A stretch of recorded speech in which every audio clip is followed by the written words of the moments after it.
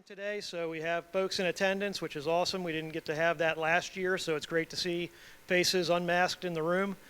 We do encourage that you still maintain that social distancing. For those online, welcome, kind of a hybrid here, so we're glad to be able to present this both in person and virtually as we did last year. For the folks that are in attendance here, people not familiar with the facility, note your emergency exits back of the room there, up front corner there. Obviously the way you came in, probably 11:45. For the online viewers, we'll be taking a break around then. There will be food provided in the classroom straight across the hall here. Chief Hardesty will be coordinating that, and he'll let us know when that's all set up and ready to go. I do want to thank the International Association of Firefighters Local 2000 and the Howard County Professional Fire Officers Association for providing lunch for everybody, no cost. If you want to tip Chief Hardesty for running the food, that's fine. Also, I want to make quick special thanks to the committee that's been working on Nate Flynn Training Day over the last year.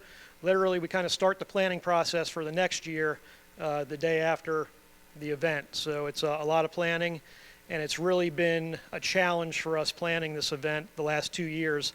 Last year was actually a little bit easier because we knew we were in the middle of COVID. We knew we weren't going to be able to do anything in person.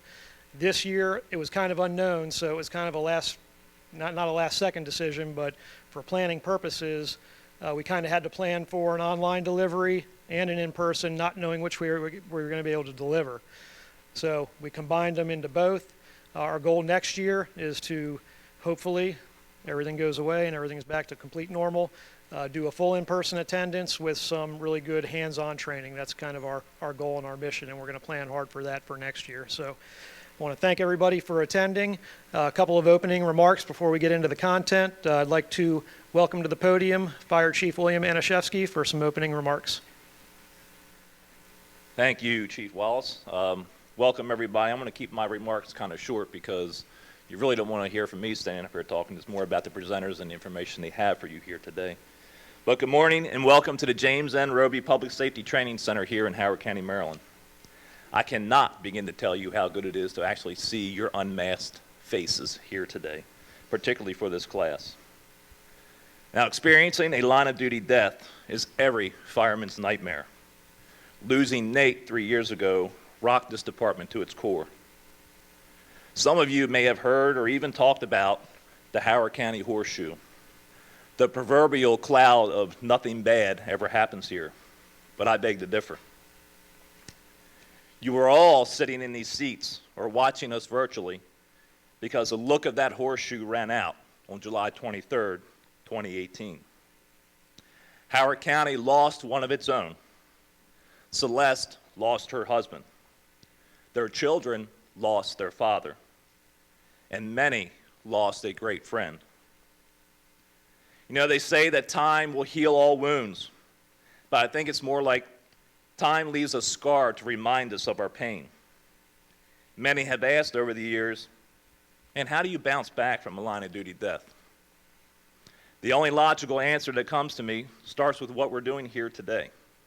You have to learn from the incident to help prevent it from happening again. Sitting here today or being virtual, you are part of the healing process. You are part of the legacy of Nate. Learn everything you can about your craft. Training was near and dear to Nate, and I think Nate is proud seeing you all here today, year after year, learning from his LODD and those across the globe. So thank you again for being here. And again, as Chief Wallace said, I want to thank the committee for putting this training together. Your focus and dedication to this annually is not lost on anyone. I also want to thank our next speaker, Celeste Flynn, for her drive and passion to help prevent future LODDs in the fire service. So without further ado, Celeste Flynn.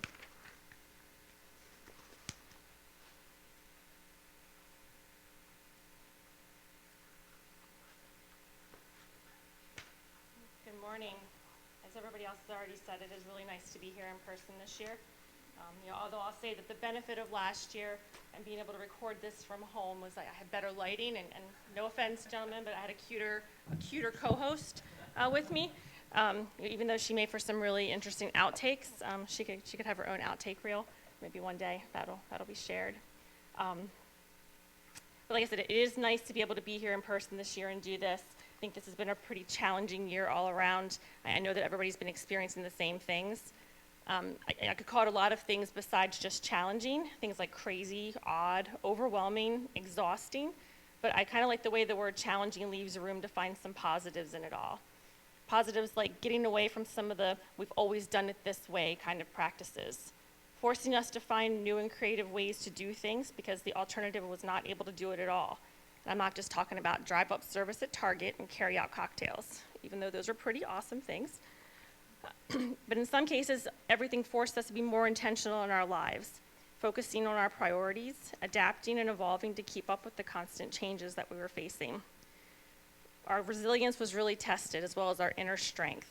We had to just keep moving forward over this last year, even if it was hard or painful or lonely or scary.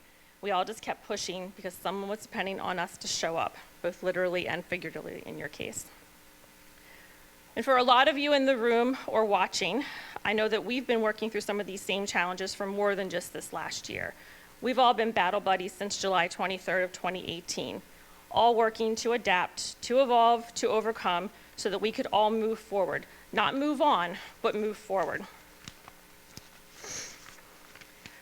Well, and while our personal paths may have been different, we've been working at this nonstop since we lost Nate. And personally, I'd like to say thank you to all of you. I'm proud of all of us for being able to do that. Thank you all for the continued support that the family and I get and the love that comes from this group and, like I said, the group that's watching. I read a quote recently. It was attributed to JFK, even though there's debate as to whether it was actually a JFK quote. But the quote goes, "One person can make a difference, and everyone should try." So whether or not Nate made a difference in your life when he was alive, I sincerely hope that the messages, the training, the knowledge, the things that you get from sessions like this really help you go forward and use that information to make a difference in your own life or somebody else's. Hopefully you'll get the information, the knowledge, the power, the courage, the trust, just to keep taking that message and moving it forward. As they've also indicated, a lot of work goes into making these days possible, so I thank the county and everybody that's been involved in this. Thank you guys for showing up each year and being part of it with us, and we look forward to continuing this in person next year in the interest of again, moving forward and trying to keep this progressing onward. Hopefully next year we'll be able to do some of this outside, practically hands-on, get out of the classroom a bit and kind of change it up, make it something that I know Nate would really be proud of, and seeing how this would continue to evolve and change to suit what you guys need to keep being successful at your jobs and staying safe.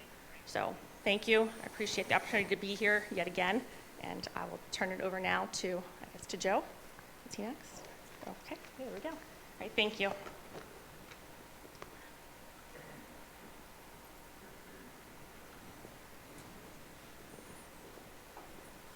All right, thank you, Celeste. So I'd like to introduce our first presenter, is Captain Joe Knecht.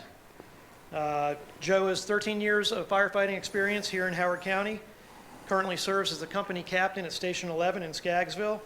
Captain Knecht, at the time Lieutenant Knecht, was the officer on the first arriving tower ladder at Woodscrape Drive.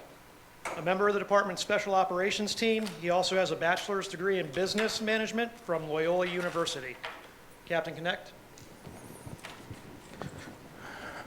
Thanks, Chief. I'm not running away from you all, just got to adjust the lights. Okay, good morning. Good morning. All right. As Chief said, my name's Joe Knecht. I'm a captain currently with the Howard County Fire Department. At the time of the incident at Woodscape, I was a lieutenant on Tower 10. We were the first arriving truck. That's what brings me here in front of you today. What I'm about to present to you was something that I put together for our officer candidate school. It was never intended for this format. It was intended for newer members of the department, people 5, 6 years on, maybe a little bit more, that were looking to make that transition from firefighter to lieutenant. We, as a department, developed a really good program that has evolved over the years, and we've honed it down to one that is very practically based.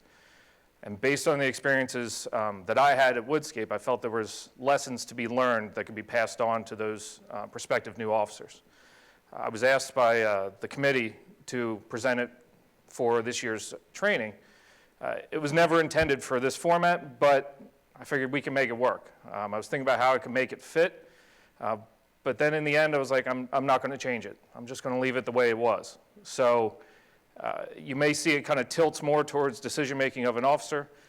I believe there's lessons in it for everyone, whether you're a recruit on your first day or 30 years in and you're a fire chief. There's lessons that all of us can take away from this.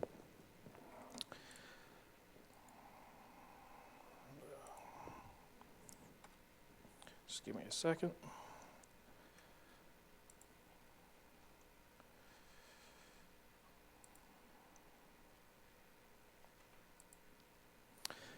Okay, so a little bit about me. My background is somewhat relevant, and I hate to keep saying I during this whole presentation. I was thinking about that driving over here. I don't like saying I, but because of the way this presentation is done, you're going to hear it a lot because I can't speak for other people's perspectives, and I'll come back to that. But starting off, bio, I went to college, came out of college with a business management degree. Was not happy with that at all. Was not happy with the retail world I went into, and I joined the military. The reason I mention that is the military, both good and bad, was formative for me, and some of that's going to come out in decisions I made that night during the fire. Coming out of the military, I went in single, came out with a wife and a child. I was like, I couldn't subject her or my son to the military life. Went into finance, absolutely hated it. Hated it, missed that camaraderie, missed that experience that I had in the military. So I thought, what's the next thing I can do? What's the closest I can find? And that was the fire department. I started volunteering, and shortly after that, I got hired here in Howard County. At the time that this incident happened, so 2018, I had about 10 years on, 2.5 years as a lieutenant total between being promoted, maybe a little bit more than that with acting time that I had. With Station 10, Tower 10, where I was assigned, I had worked there as a firefighter on and off 2 different times, and then when I got promoted, I went to another company and then came back to Tower 10. So I was back with people that I was comfortable with. That was home to me. My intent overall for what you're going to get out of this, hopefully, is that I want to be able to tell the story and let you have the experience that I had. I don't like necessarily sharing it, but this is not something you can go to a practical training and get. This is not a MIFRE class that you can go and take that's going to tell you how to handle these situations both before, during, or after. Because of that, though, I can only speak for what I saw and what I know. I'm going to do this as interactive as I can. I know I'm standing up here behind a microphone. The way I originally had this, I was in a classroom with 20 people. I'm going to ask questions, and I want you guys to answer. It's a small enough room, we don't need to pass the microphone out. Just go ahead and feel free to shout out an answer. For people at home, I'll go ahead and reiterate to make sure you hear what's being said in the room. So I will throw those questions out there. I do have to say, though, that some of them I might not be able to answer, because the only thing I can answer is what I experienced. I can't speak for any other person on that Fireground. I can't speak for their motivations, their decision-making, anything like that. I just have to stay focused on mine. Each person has their story to tell, and it's not my place to step in and tell someone else's story, because I probably won't get it right. Again, ask questions. With those questions that are asked, I'm not going to speculate about anything. I'm only going to go off the facts that I know. To sum it up and to get started with it, I'm going to steal something from my driver that night. It's an analogy that he used. He broke our careers down into a 3-drawer file cabinet. If you think one of those smaller ones, there's 3 drawers to it. And the top drawer, that's your education drawer. Your middle drawer, that's your training drawer. And then your bottom drawer is your experience. If you were to go and get all the education you could and fill that top drawer, and you go and open that with nothing in those bottom drawers, what happens? It tips over. You put some training in there, that gives it a little bit more weight to it. It gives it a good base. But if we fill that bottom drawer with experience, I can open that bottom drawer all day long, and nothing's ever going to tip over. It's solid. The experiences that we had that night, I don't want anybody to experience them. So this is the closest we can get to giving you something for your experience drawer without you having to be there and go through it. So some methodology on this, how I arrived at being able to do this with some faith in myself. I looked back on what resources were available to me to say, this is what happened. And it's been 3 years. At the time I put this together, it's almost 2 years. I can't go off memory alone. There's several resources I could pull from that allowed me to look back and say, yeah, that is what happened. The fog of time has not changed my memories. The first thing that I went back to was what you see up on the screen there. This is my voluntary police statement that I wrote that morning after the incident. If I was to break it down, these first 2 pages were actually written in the ER, where we had all gathered after we left the scene. The third was actually on the road. That was coming back from the medical examiner's office in Baltimore. And then the last 3, these are back at my station, at Station 10, which was rapidly filling with lots of people from the department, from outside the department, media across the street, all that. It was important for me to do this right then, because I knew the longer that I went, the more details I would miss, or I'd start filling in gaps with things that may not have actually been true. So I wanted to get this down on paper, and put a lot of time into it, and it was a good resource for me to go back and take a look at what happened. The second thing that I went back to, this is my RMS report. For Howard County, it's called RMS. Other counties, honestly, I'm not familiar with what you have. This is way longer than what you normally get out of an incident. I didn't write this the same day. This was 3 days later, but working off the police report, I had this. It has more detail in it. Some things that I did remember that were not in the police report, but that's still really fresh. It's 3 days afterwards. It's something I could go back to again and say, okay, I know what I did or what the events were. Third thing, which you can find hopefully online still, IRSRB report. You see how thick it is. That's more information than I should ever need. There is a ton of information in there. Even back in the appendixes, buried in there, you will find all kinds of things that I never even thought about. It was a very comprehensive report. It took them a year to put it together. However, one thing I do have to say is one of the reasons I'm standing up here is you can read this whole report, but it's still just a printed report on paper. You still don't get the feel of what it was like to show up and look at it and be like, okay, what's going on? And where do you go from here? And what do you do next? And what do you do next? This is kind of your 30,000-foot view. What I'm trying to give you here is the 30-foot view to say what happened.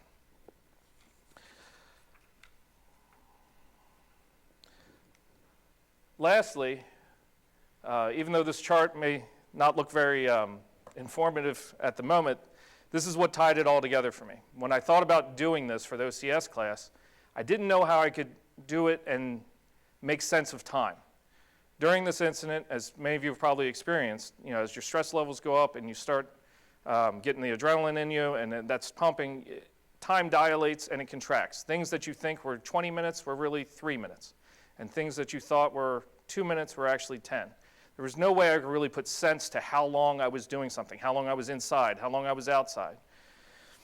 What this chart is, this is a Msa Air Consumption Chart from G1, or for the G1 units. These are what we were using at the time of the fire. I wasn't even aware that we had downloaded information from everybody on the scene. I was aware we had downloaded from Nate's, that makes sense. I did not know we had done everybody.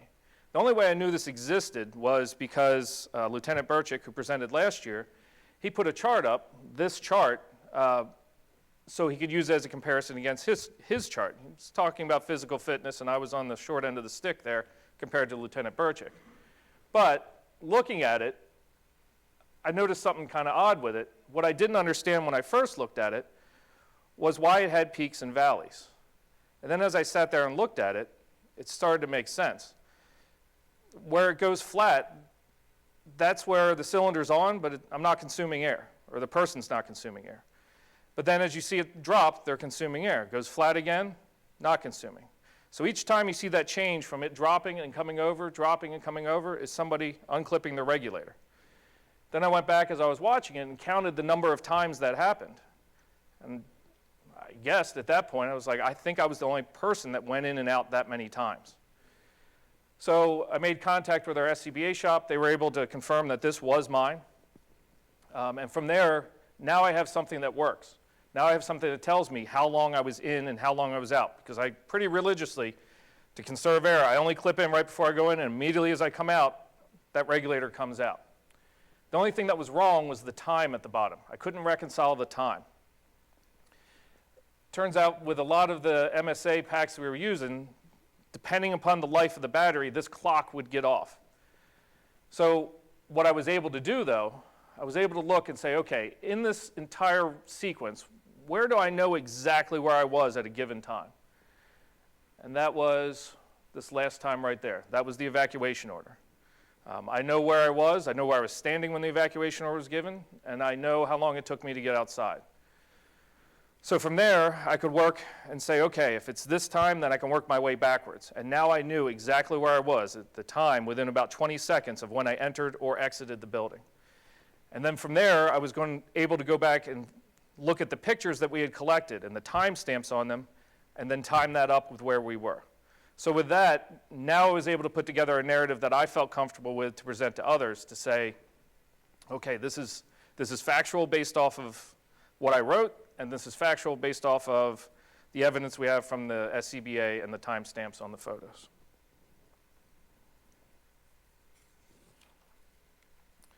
All right, so let's get into it. The response. Howard County, I know we have obviously people from outside of Howard County. Staffing for equipment, just to go over that. Tower ladder, 4 people on it, and that's what I was on. Most engine companies at that point had a 4-person engine company. Engine 101, who was responding out of the same house as us, only had 3. There was 3 engines left in the county that only had 3 personnel, which has since been changed, thankfully.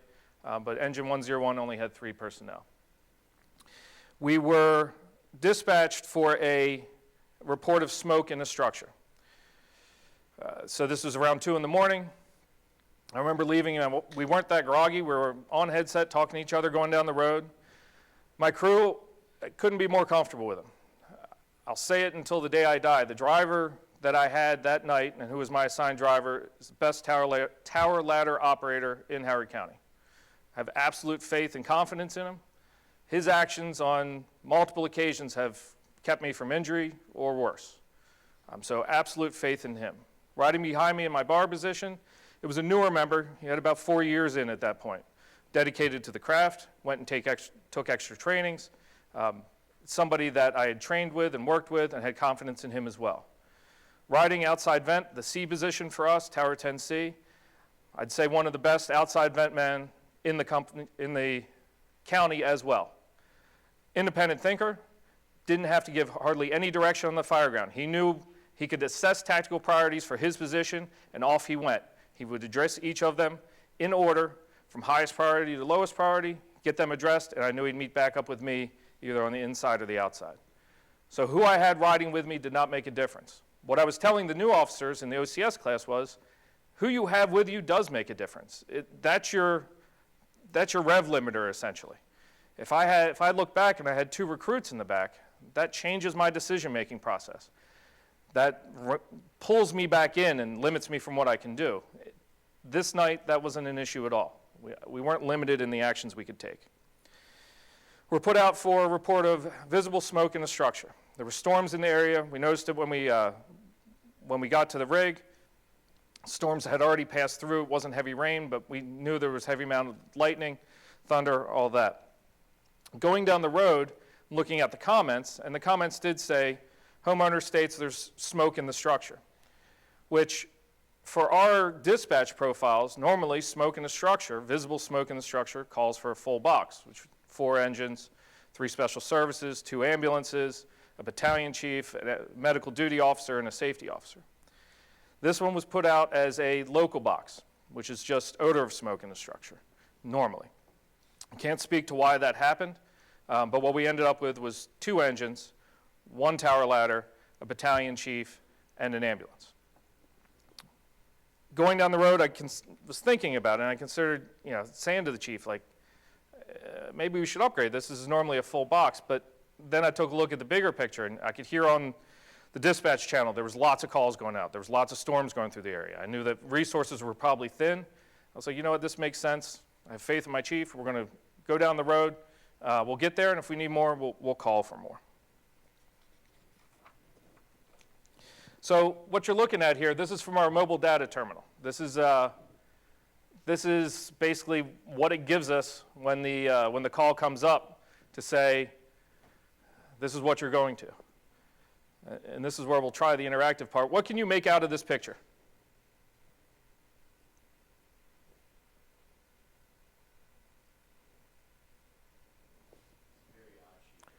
Odd shaped, right? Odd shaped.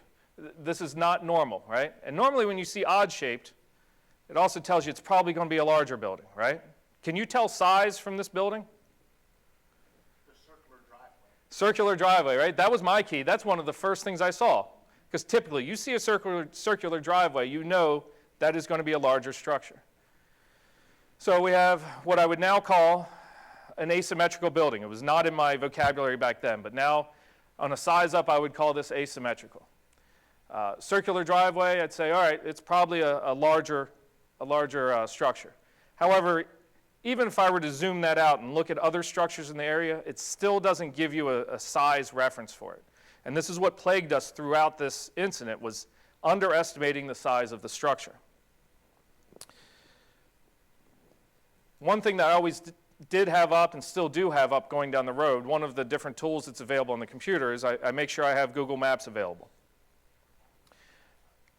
With Google Maps, it paints a different picture. This allowed me to look at it, and now I can make some determinations. That circle that we made the assumption that made it a big house, now I have a car right there. And this is the map that was up at that time. I went back and found the one from 2018. So there was a car there. That gives you an idea of the size of this structure.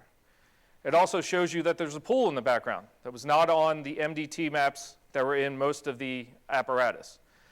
The battalion car had a newer version of the maps that they were updating, so he did have that, and that did come into play for our water supply. But this told me it was definitely a large house. It had a roof line that had a lot of changes to it. It would tell you that even up high, I'm dealing with a lot of concealed spaces. I don't think I ever got to the point where I used the street view, but to look at it, this is your street view. This does not do it justice either. This was pulled straight from Google Maps. The problem is this is taken from that delta side, so it kind of skews the length of the building. I will tell you this is the largest single-family working fire I ever went to. When we pulled up, it obviously confirmed what I thought. The strangest thing about it was you got to consider the conditions. It's nighttime. Storms had just passed through. Fog was setting in. Not a lot, but enough to obscure vision. When we pulled up, the thing that I first noticed was I had light white smoke, to me, what I thought was coming from everywhere. But the thing is that no place would tell you that there was a seat of the fire. And the other thing with it, with the smoke, was it wasn't rising. It was coming out.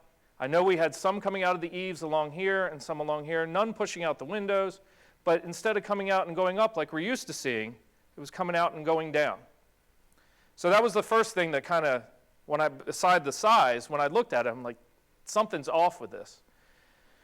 Because it was all pretty uniform, coming out, white smoke, kind of rolling down, the first thing I thought to myself was, I don't know what to do.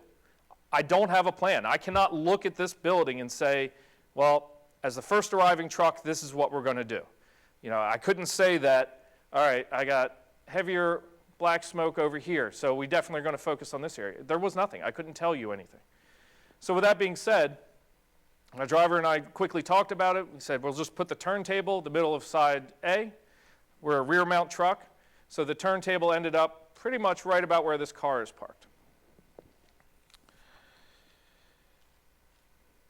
Engine 51, it was their first due. It was a 5-box.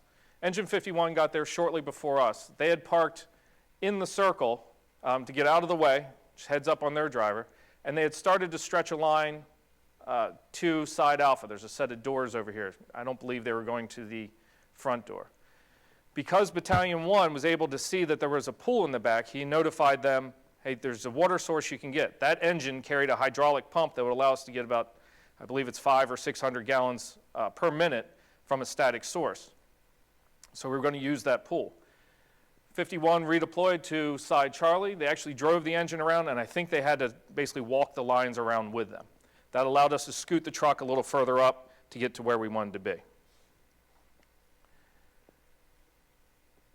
So our truck is sitting here. Engine 51 is nose down to here. The pool is down here. How many sides does this building have? Too many, right? How many sides do we assign typically on a fire? 4, right? How do we make this building, which has 8 sides, how do we make that fit in a 4-sided box? We don't have a way to do it. There is no good way to do it.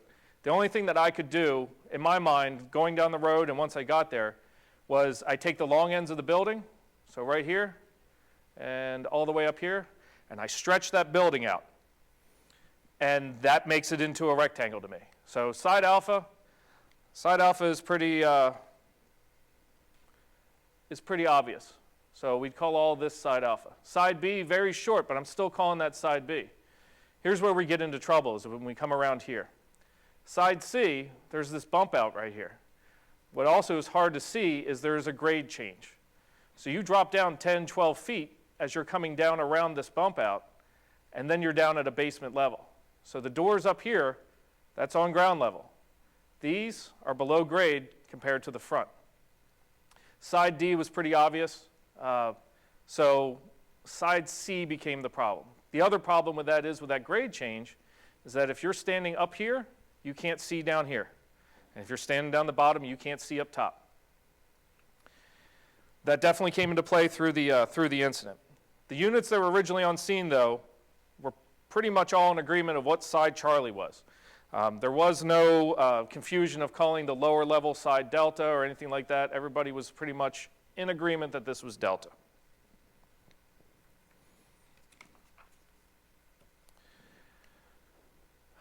So another look at it, this is straight out of the ISRB report. Again, to orient you with it, engine 51 is back here, tower 10 is here. We made our way back around on foot. Myself, my B position and C position firefighter made our way around foot to the rear of the building. Engine 51 was preparing to make entry to a doorway back here, and you'll see a little bit more detail in some of the pictures coming up. But my outside vent guy, he said to me, he's like, this is a really big building. He's like, you want me to go in with you? And I said, no, stay outside. I was like, it is a really big building. I need a set of eyes on the outside. We're going to be really dedicated as far as the engine company and us inside. I want you out here to tell me if anything changes. Go about, take care of your duties. Didn't have to tell him what his duties were. I just said, do what you need to do. Keep your eyes on things. And that's exactly what he did. One of the first things that he did was he identified where the gas was for this. This is we don't have natural gas service from the street in this area. So we know larger houses like this probably have natural gas. So he went, actually talked to the homeowner, and was able to find out that yes, they did have natural gas and where it was located.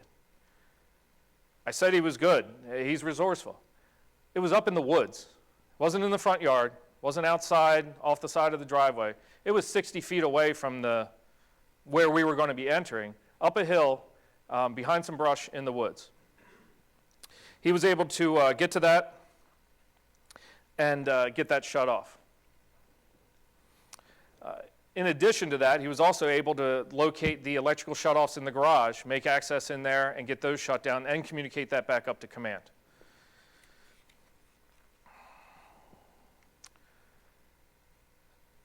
obviously I'm going to be dealing with a lot of after pictures with this. This is the doorway where initial entry was made. So this was at the at grade level. This would be considered the first floor. This would be even with the front door on the first floor. So this is around back right next to the garage. The garage was over here to the right. Engine 51 was to the right. When we got around back, Engine 51, the crew from Engine 51 was advancing into this door. I could hear Engine 51's officer on the radio, and I knew he wasn't masked up. He was giving reports to command. I knew he wasn't on air, so I knew he wasn't with that crew. I couldn't see him. He turned out he was doing his 360 and got down to the basement. There was no better indicator on that building of a better place to enter than this building. There was nothing that said this is the place to enter versus side alpha versus side delta. Everything had the same amount of smoke showing, essentially. This just put them closest to the engine and allowed them to get in with good access. So I had not done my own 360. I was relying off the 360 of Engine 51 officer and the battalion aide. Our battalion chief does have an aide with him, and he was able to give a size up around the building as well. So I was hearing that going on while I was masking up, getting ready to go inside. I was not going to pick a different entry point. If I have a hose crew going in here, I'm going to go with them. The fact that they did not have an officer with them also weighed in for me. My idea was I go in with them, it puts an officer on the interior, we can evaluate conditions, and we can figure out what we're going to do from there. Now the battalion aide that I mentioned, he was, when he was doing his 360, he was taking pictures as he was going around. I don't know how well you can make that out, but his phone, it gave us the ability to take a look at that snapshot in time. Also, when he took a picture, it took a 3-second video, essentially, of what was happening. Being able to see this was good for me to go back and say I wasn't seeing things. I think there was a perception coming out of this that we walked into a raging fire, that we should have recognized, and it was not prudent to go in there. Before I even hit play on the video, what does this smoke tell you? What can you read from this smoke?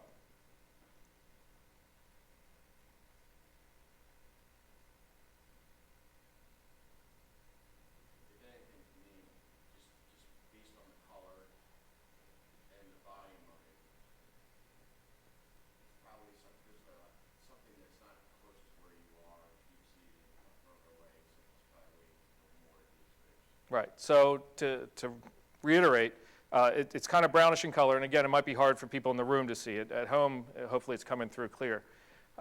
It was kind of a brownish color, grayish brown color, which is typically indicative of wood burning. It's not a lot of volume. It's probably traveled a distance. It's not ejecting out. It's kind of lazily coming out. Let me go to the...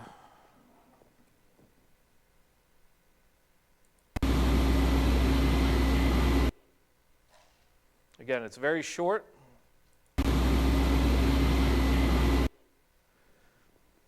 Very, very low energy, right?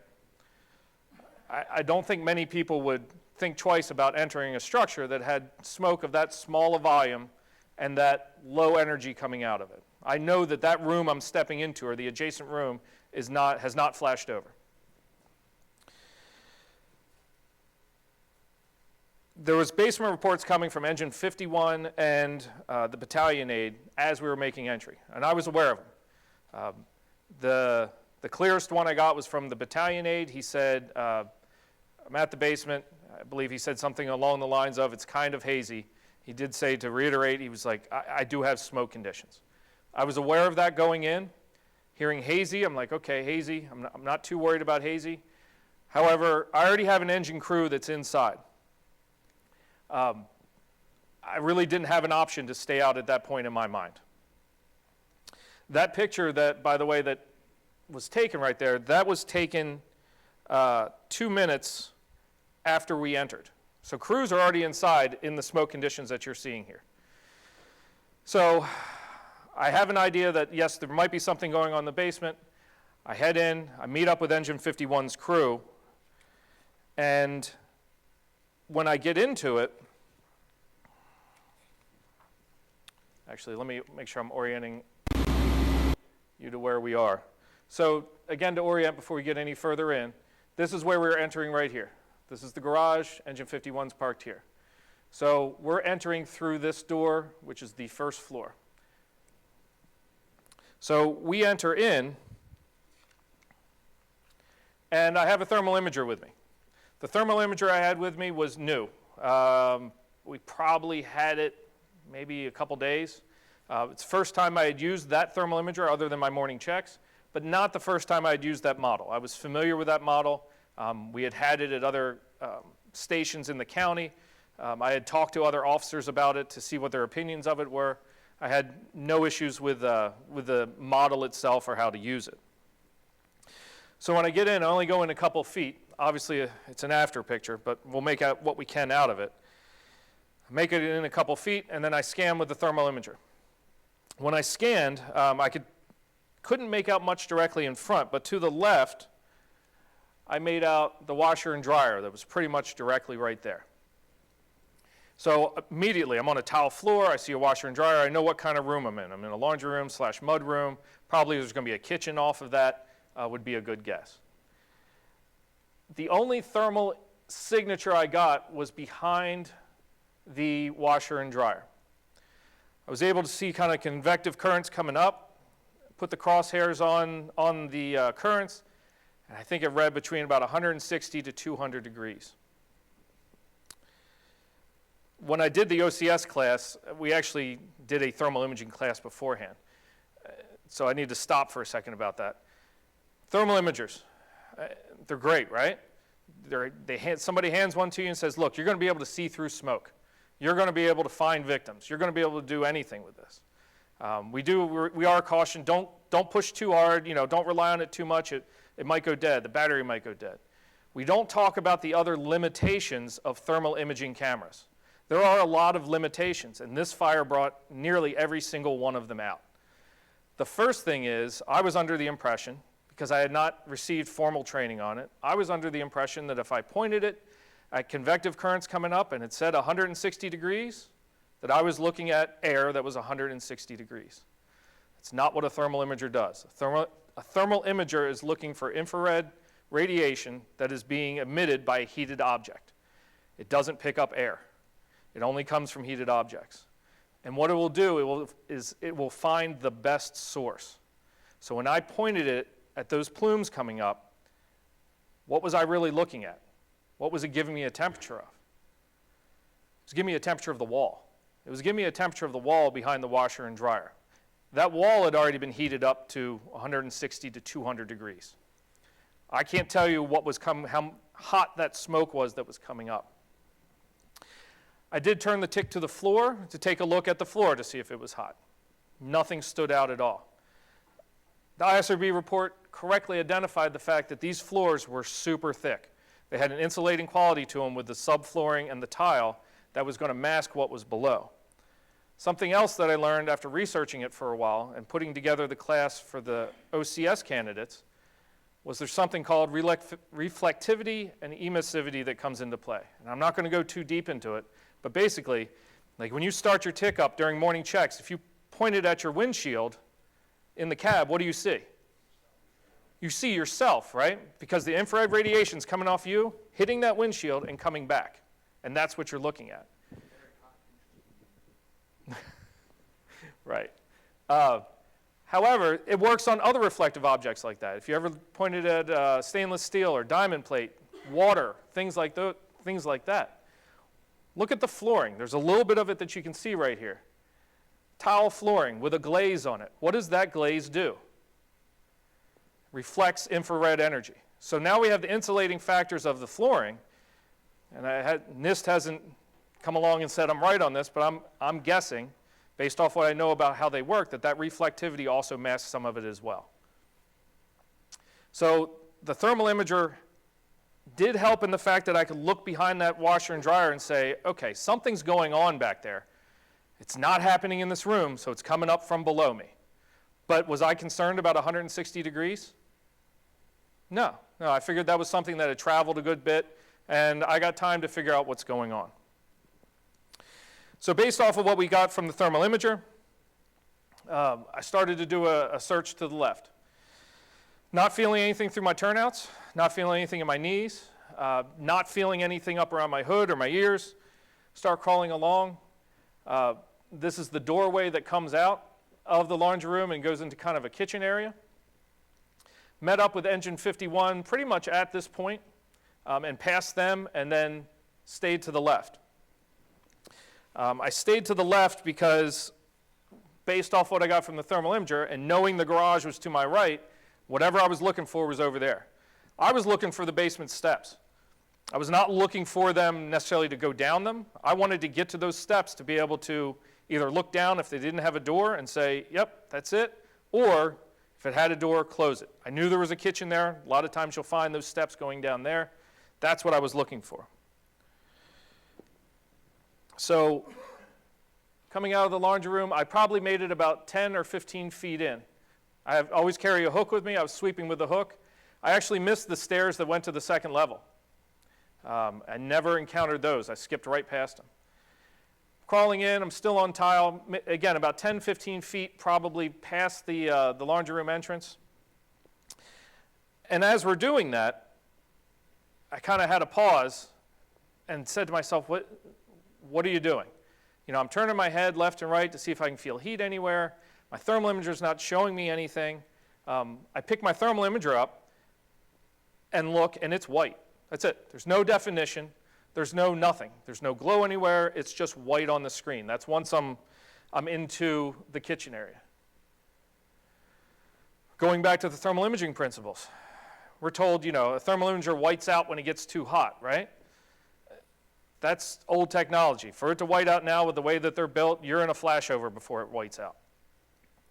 It whited out because it wasn't picking up any distinct signatures. What it turns out to be, the volume of smoke, and smoke that was relatively cold, that it traveled a good distance, all those little particulates are little pieces that are putting off infrared rays, and they're all putting it off at the same level. So when I pick it up, it's just like looking into a fog. It's not going to give you any direction whatsoever. So I'm in there, and I'm thinking to myself, all right, I have a hose line behind me. I've got my bar guy behind me, and I'm crawling into this house. This house, the square footage, I believe, was 8,400 square feet. That's 3 of our typical houses that we run to, jammed into one space. I'm crawling into a warehouse, essentially. I'm crawling into a residential warehouse with no heat signature, a report of the basement of smoke, and a thermal imager that's telling me there was something going on as soon as I entered, coming up possibly through a chase. This is where I was like, this makes no sense. I'm not going to find it from here, and if I do find it from here, I'm probably going to be in a position that is more dangerous to be in than beneficial. So backtracked, met up with Engine 51's crew, and told them, hey, I'm pretty sure it's below us. It's definitely not in here. Let's back out. Let's get down to the lower level. So upon exiting, I call fire attack. Where I said the military was formative for me, this is where it hurt me. So chain of command, right? Chain of command, we have it in the station, we have it in the organization, we have it on the Fireground. The reason that command designates fire attack is so fire attack can supervise a number of units, 3 to 5 units, and take that load off of command and allow them deal with all the other things coming in so they don't get task saturated. So for me, I have a report to give. I need to tell fire attack that we made entry on the first floor, moderate heat, low visibility, good indication it's below us. I call fire attack. I never get an acknowledgement from fire attack. At that point, I could have gone directly to command, and I didn't. Because in my mind, I report to fire attack. I can't jump that chain of command. Looking back, should I have done so? Absolutely. Did I eventually give that report to fire attack? Yes, I did. I come down around from the level up here, come down around the bump out, meet up with Engine 51 who had been assigned fire attack. We do a face-to-face. I essentially give him my update face-to-face, and then I go up on to the next things. What I didn't do was pay attention to see if that got relayed up, and it did not get relayed up. That information didn't make it to command. I needed to pay better attention to what was going on my radio and not be so task-focused, and that's what was happening to me. I was becoming very task-focused with what was going on. So, like with the OCS class, what I told them was, you got to follow a chain of command, but if it's not working, then you got to do what makes it work. We can't be stuck to protocol if it just makes better sense to break it and get that information flowing. So, up until us exiting, up here, this was not there was nothing unique about this fire. This is not the first time I've gone in a door and had to come back out because I couldn't find the fire.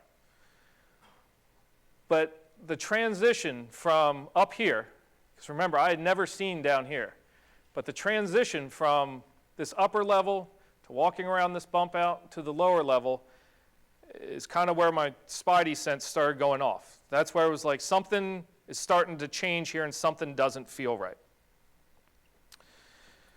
The rain had started picking back up. Another small front was coming through and the lightning was picking up. Radio chatter hadn't picked up too much, but we're all redeploying lines back down to the bottom side. As I'm coming around the corner, I really get a sense of the immensiveness of this house, the layout in the back and all that. It starts becoming more complicated.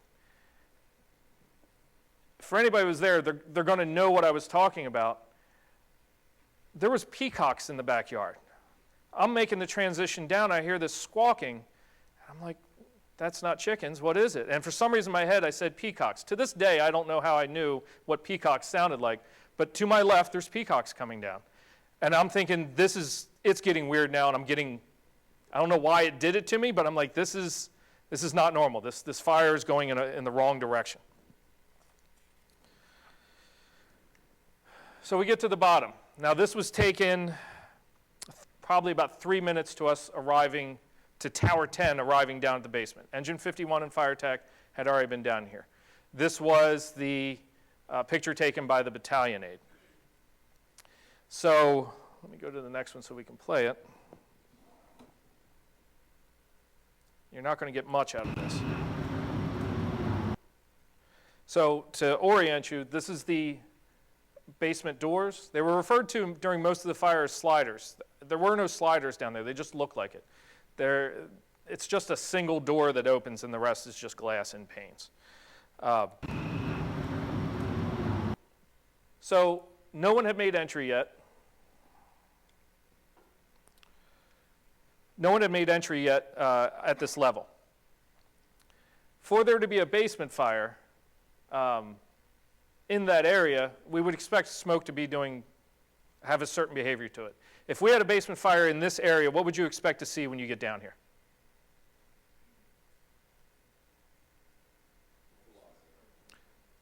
So some velocity, right? It'd be pushing out through those doors. These aren't doors that are sealed up like the front door would be or anything like that. You would at least have some smoke escaping from that area. That basement was not pressurized. It's hard to make out in the picture, but it is brown smoke. That was floor-to-ceiling brown smoke in there, which tells us what? Structural, right? Structural. I didn't have anything, there was no black smoke. Black is what we get from contents, right? That's what you get from sofas burning. That's what you get from anything basically with hydrocarbons in it. We had brown smoke floor to ceiling in that basement by the time I got down there. And it was not pushing out the door frames. I didn't even really think about the pressurization of it. It comes into play a little bit later, but looking back at the pictures, I'm like, yeah, I didn't miss that. It wasn't pushing out. So that tells you something about fire behavior as well. However, I did get down here. I'm like, it is floor-to-ceiling smoke, so I felt pretty good about that. I'm like, it's in here. I'm going to open this door, and I'm going to go in, and the fire is going to be in here.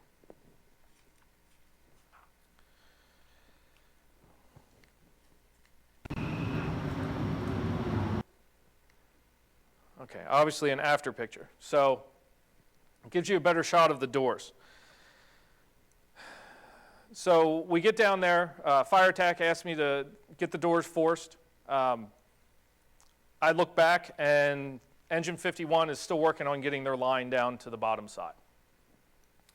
I didn't want to force those doors at that point. Why not?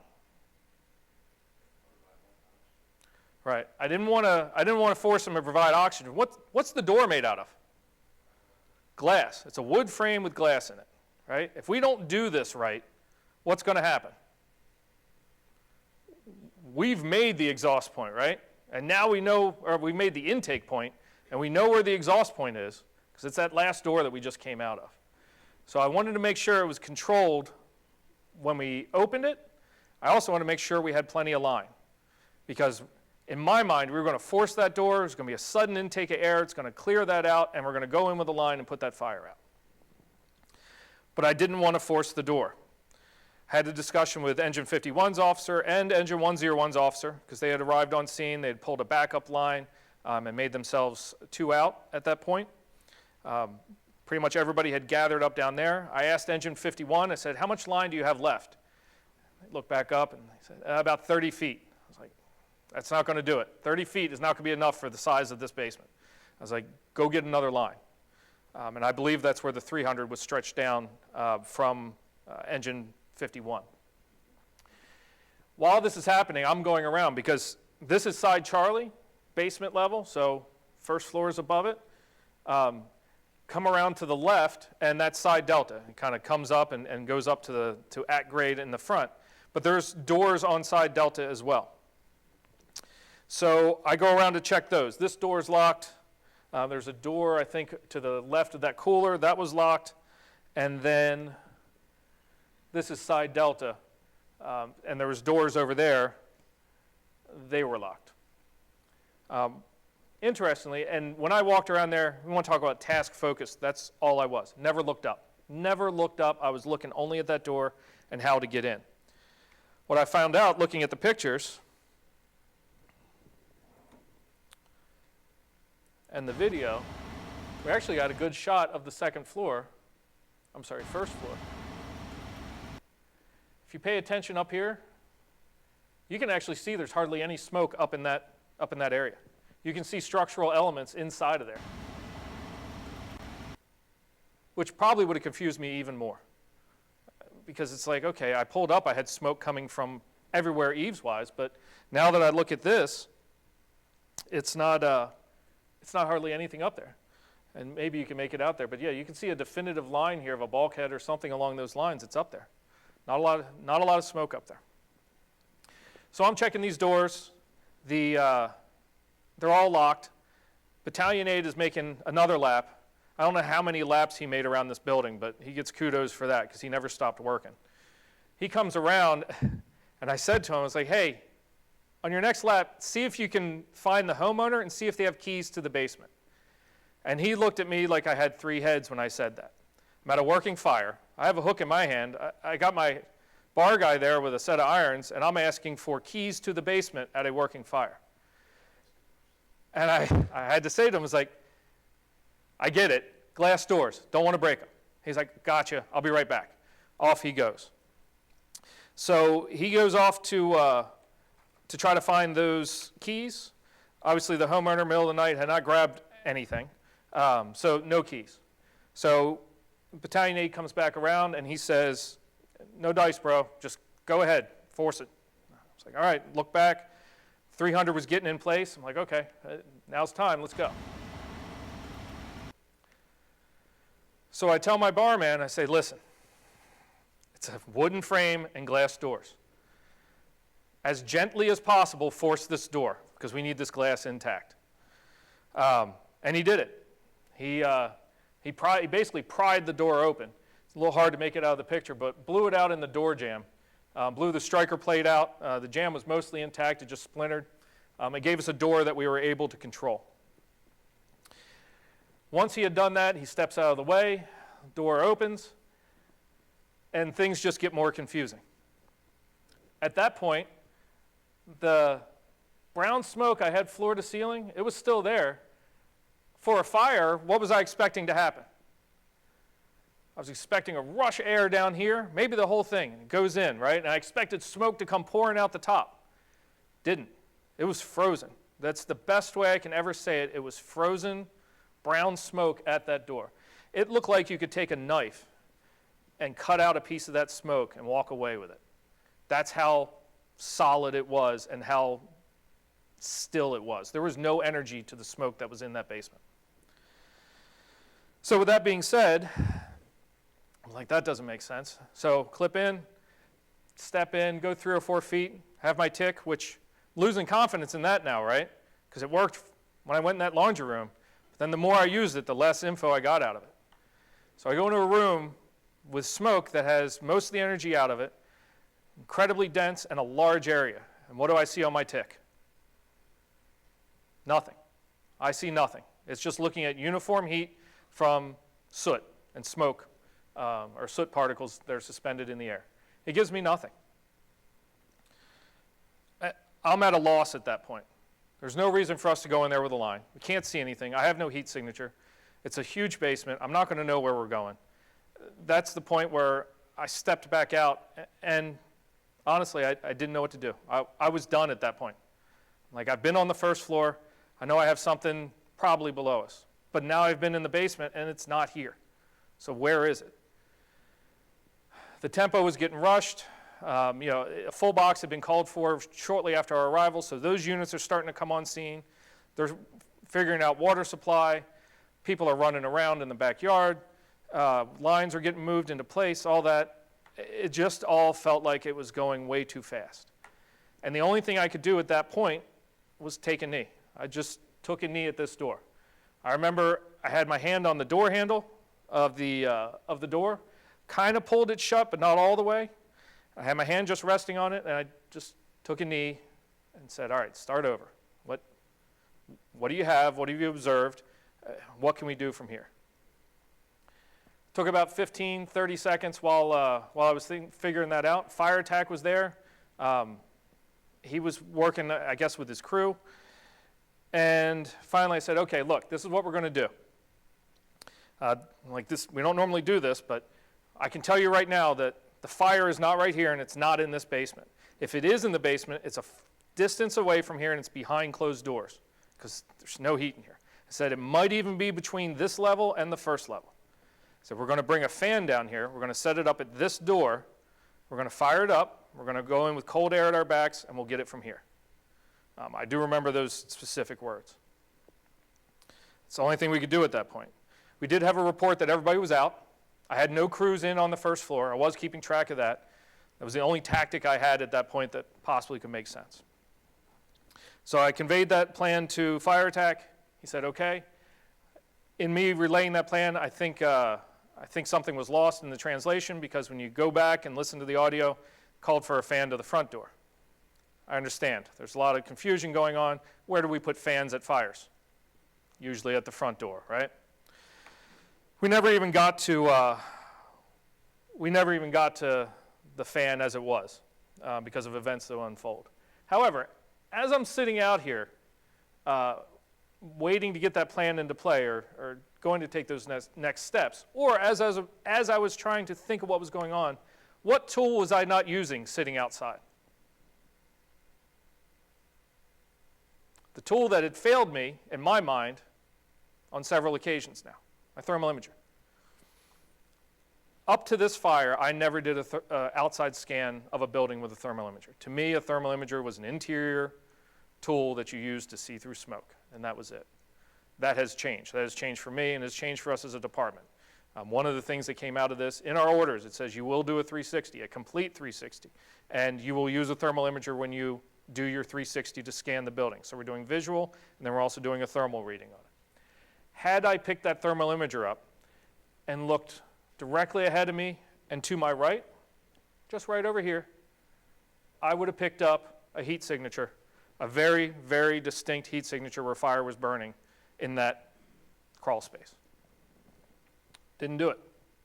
Didn't have it in my wheel box. Didn't have the training for it. Just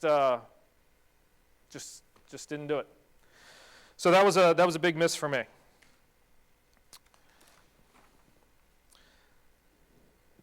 So we have a plan. We're going to go ahead with the plan, and that's when everything falls apart.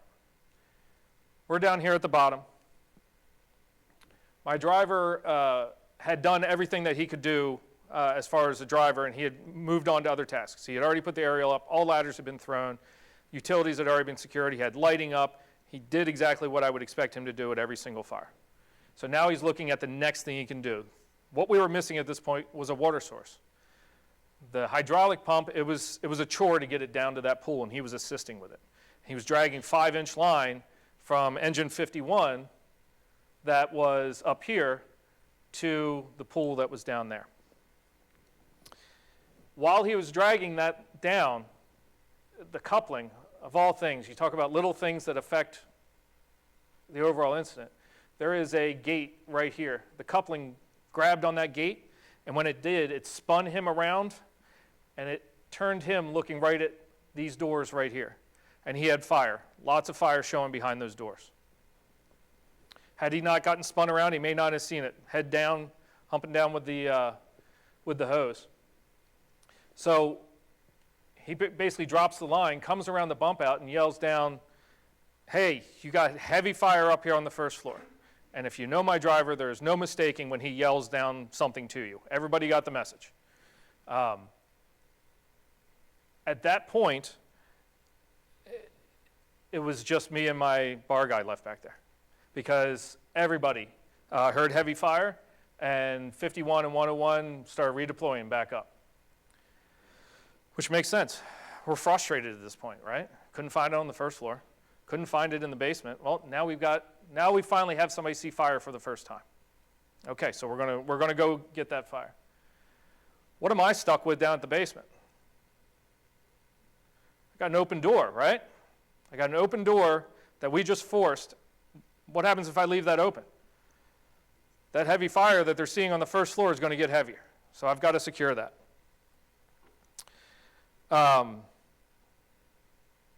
Luckily, we didn't blow it out too bad, but it took a while to get that door secured. I remember pulling it shut, and I pulled it shut, and it popped back open again.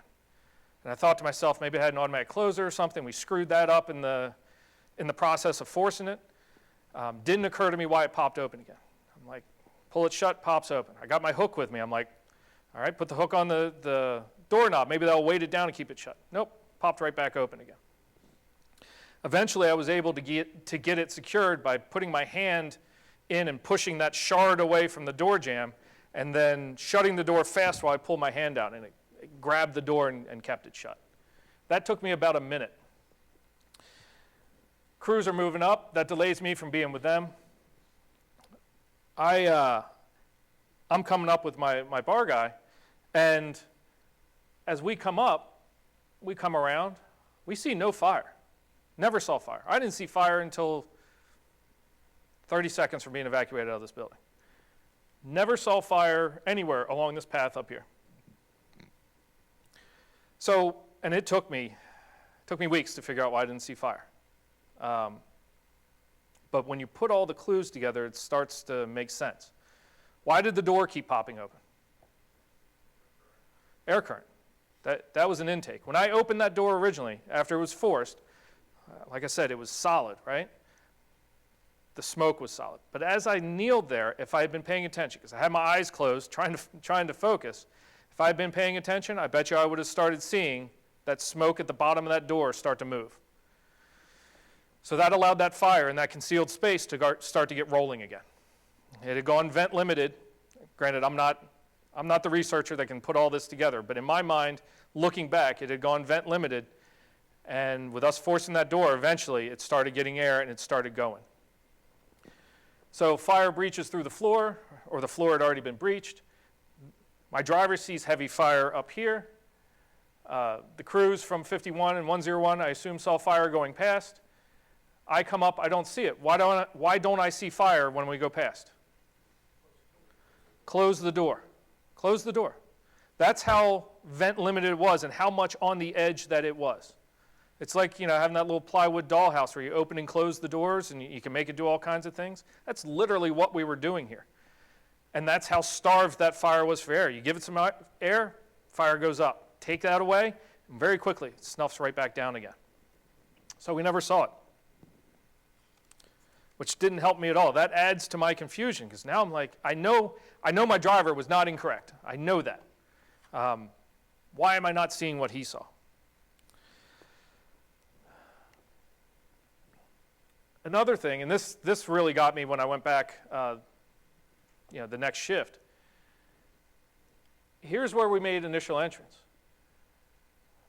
15 feet away, there's doors that go to the first floor. I come back to the scene, I'm like, no, there weren't doors there. The only entrances on the back were the one we went in and the one in the basement. There was absolutely not a door there. I wasn't the only one. Those doors were never used during this fire, at least not until we went defensive. So I couldn't reconcile in my mind why I missed that, why we all missed it. Because these are the doors that my driver saw heavy fire from. You open those doors, you put water in there, it goes out. Couldn't reconcile it. And then once I started seeing pictures later on, it started to make sense. It's not a great explanation, but this is the issue of me coming at this fire from a viewpoint of your typical single family that you run, where windows are all of the same size, and they are a different size than doors. And it doesn't have the fancier architectural features. When you look at those doors, what do they look like? They look just like the windows to the left, almost exactly. The only way you're going to tell that they are doors is the doorknobs. That's it. And under those conditions, I missed it. I completely missed it. In addition to that, coming down, this is where the grade change starts. You have a fence, you have the HVAC, there was some stuff over here. It just kind of, again, I'm tunnel visioning too, I know that. I just missed it, completely missed it. There were steps going up to them, had planters on it, missed it.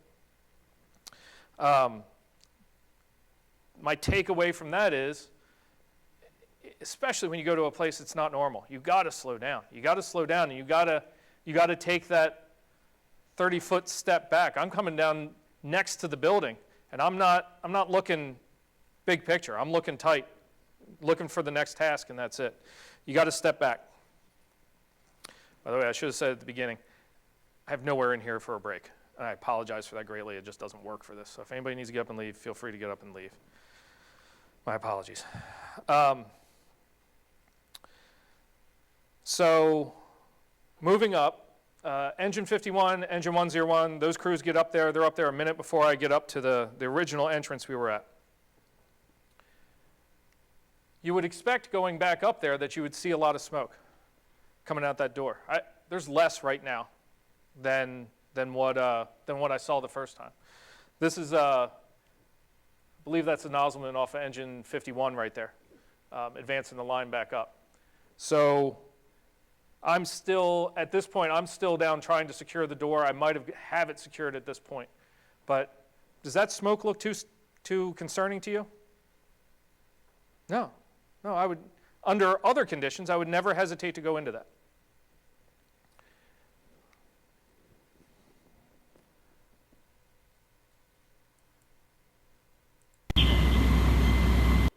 That's it. Hardly anything coming out, right? I can't explain why there's that little coming out at that point. The only guess I could take is, we had opened the door, we gave it some air, it flared up, got some energy, pushed a lot of that smoke out of the first floor, shut the door, fire goes down. Now it doesn't have a lot of smoke to come out that door yet, so it's building back up. That's the only thing I can guess at that point. One of the recommendations that came out of the ISRB report was, and there was many of them, but one of them was talking about communication. And this one was specifically on me and communication. And I'm fine with it, but I think it warrants discussion. The recommendation is that we need to make sure that we have a closed loop of communication. In other words, the sender sends the message, it's received, it's answered, it goes all the way around, and it makes that full circle. So everybody in that communication loop has that information and they understand it. The IC suffered from not having a good picture of the operations that were going on in the back. So, and I'll read this because it's going to be a little hard to read. I just didn't want to use the audio. So my driver says you got heavy fire on the first floor. While engine 101, I assume while they were moving up, the officer calls in that we have engine 101 to command, we have heavy fire on floor number 1, side Charlie. Okay. Command comes back and says, you're advising you got visible floor on floor number 1 on the Charlie side. Is that correct? So that's that good flow of communication we're looking for. She says, that is correct. Command asks, can you hit it from the exterior? 101 comes back with, we need to redeploy our lines back up to the initial entrance. And this is where that grade change comes into play. Makes sense for somebody who was back there to say back up because we were going up. But sitting out front where you're not aware of that grade change, it's a different story. So it tries to get clarification. Command says, when you talk the initial entrance, you're talking the alpha side. Is that correct? 101 comes back, yes, side Charlie. This is where we're starting to kind of diverge a little bit in the information that's being passed on. A couple open mics from Battalion 1. Command comes back, and you have the timestamps there. Command waits 30 seconds, comes back and asks for more clarification. 101 advised which quadrant you have fire showing from. So, no answer for another 15 seconds. This is where I break the communication loop. I jumped in. The communication loop says we should wait until engine 101 comes back with an answer for command. 1 wasn't coming, and I know why 1 wasn't coming. We've been looking for this fire. We now have an idea where it is. They're advancing lines. How well are you able to monitor your radio while you're part of a 2-person engine crew advancing a line into a structure? Not very well at all. I'm on the exterior coming up unclipped with a better picture of what's going on. So when you look at it, from the time the last contact that command had with engine 101 to the point where I speak, it's a full minute. I felt at that point that information needed to get passed on. So I call command. Command says, go ahead. I said, it's going to be quadrant 2. 101 and engine 51 are making entry right now. We've made access to the basement. Still have smoke from floor to ceiling. I closed the door back up. Only crews you should have in are on the first level entering side Charlie. As much information as I could give. This is also one of my biggest failures, right here. I could not bring myself to say we had a fire in the basement. Couldn't say this was a basement fire. I still didn't know where the fire was. I'd been in the basement. There was no fire there. I'd been on the first floor and there's no fire there. I couldn't come back to command and say, there is a basement fire and they're going in over it. Couldn't say that, because in my mind it wasn't. I still didn't know where it was. I was uneasy about him making entry. This is where I should have stepped in and said, I recommend pull everybody out, and we're going to, we have a different plan we're going to go with. And I didn't do it. I absolutely did not do it.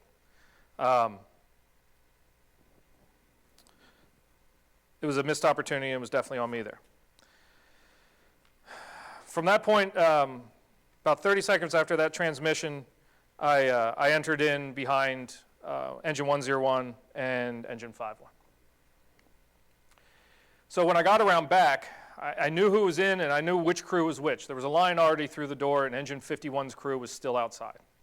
So that line through the door was like, okay, that's 101, I know they're in there. 51's basically making the doorway as I get up there. I'm not comfortable I'm going in. The smoke wasn't that bad, but to me it was heavier than, at that point it was heavier than what I had saw. So something changed between that picture and me getting up there. But there was no getting out on the radio. There was no me calling engine 101 or fire attack and saying, hey, you guys need to back out. I couldn't do it. Too much radio traffic, because now we had the whole box getting there, and it was pretty much nonstop talk on the radio. My only option was to go inside with them, because maybe they knew something I didn't know. I was thinking that as well. Like, maybe they see something that I don't see. Let me get interior, and we'll figure it out. And if it is bad, then we can get them out from the inside. So we make entry. Back through the original entrance. So now we have 2 lines going in. And when I make my entry in there, it's all kinds of red flags. It's on our order, look for red flags that would warrant evacuation or a change in strategy. And that room was full of red flags. Number one, it was cramped. It was not a big room. Engine 51, it was now everybody from Engine 51 in there except for the driver. They were riding with 5. They had an extra person from the volunteer company with them. So you had 4 of them in there. And then we also had the 2 people from Engine 101. I couldn't make it very far into that laundry room. Red flags. I heard what I presumed to be still the nozzle person on engine 51 yelling, "I can't find it." Visibility was 0 by the time I got in there. High heat. When I heard the nozzleman say, "I can't find it," he opened the bail on the nozzle in the laundry room. You know, we're 5 feet in the door, and he's already opened the nozzle because it's too hot. That's a red flag. Water came back down. That was good. It wasn't hot enough that it just completely steamed it immediately. But when it came back down, some of it came through my hood, and I'm like, this is bad. It wasn't scalding, but it was close. So no effect with flowing water. Mass confusion. At that point, I just yelled, "Get the F out," 3 times, rapid succession. Get out, get out, get out. That was the only thing we could do. There was no getting on the radio. I tried, and I just bonk, bonk, bonk. Couldn't get to command. I was able to get myself to the doorway and, again, try to go to command to tell them, "Hey, you know, we need to evacuate the structure now." And once I got to the doorway, go to key up again, and that's when the mayday occurred. Engine 101's officer gives the mayday. I heard the mayday from 2 locations. I heard it from inside first. There was no mistaking it was a mayday. And then I heard it half second later over my radio because of the delay. I knew who it was. I could not make out what was being said. I just knew it was a mayday and something had gone wrong inside. At that point, everybody's just piling out the door, and it's confusion. People are twisting ankles, falling down, trying to make sense of by that point, I had my outside vent person with me as well, so 7, 4, you're looking at 10 people in a laundry room, all come piling out. We have a mayday. We don't know exactly what the mayday's for. Command does their best, and he really stayed at it of trying to identify what was going on, who was the mayday for. At that point, initially we're like, it was for 101 in general. We had 2 people down or missing or in the basement. We just didn't know. Our communications did a good job with it. Going back and listening to it, our communications, who has the best ears of what's going on that radio, they came back and clarified who the mayday was from to command. So that helped. And to me, it was 101 and 101A, which is the officer, and 101B, which was Nate. So I'm looking for both of them. It was so much confusion that as people were piling out, I saw a turtle shell blue helmet, which I knew I thought Engine 101's officer wore. And I get on the radio, I'm like, I got Engine 101's officer.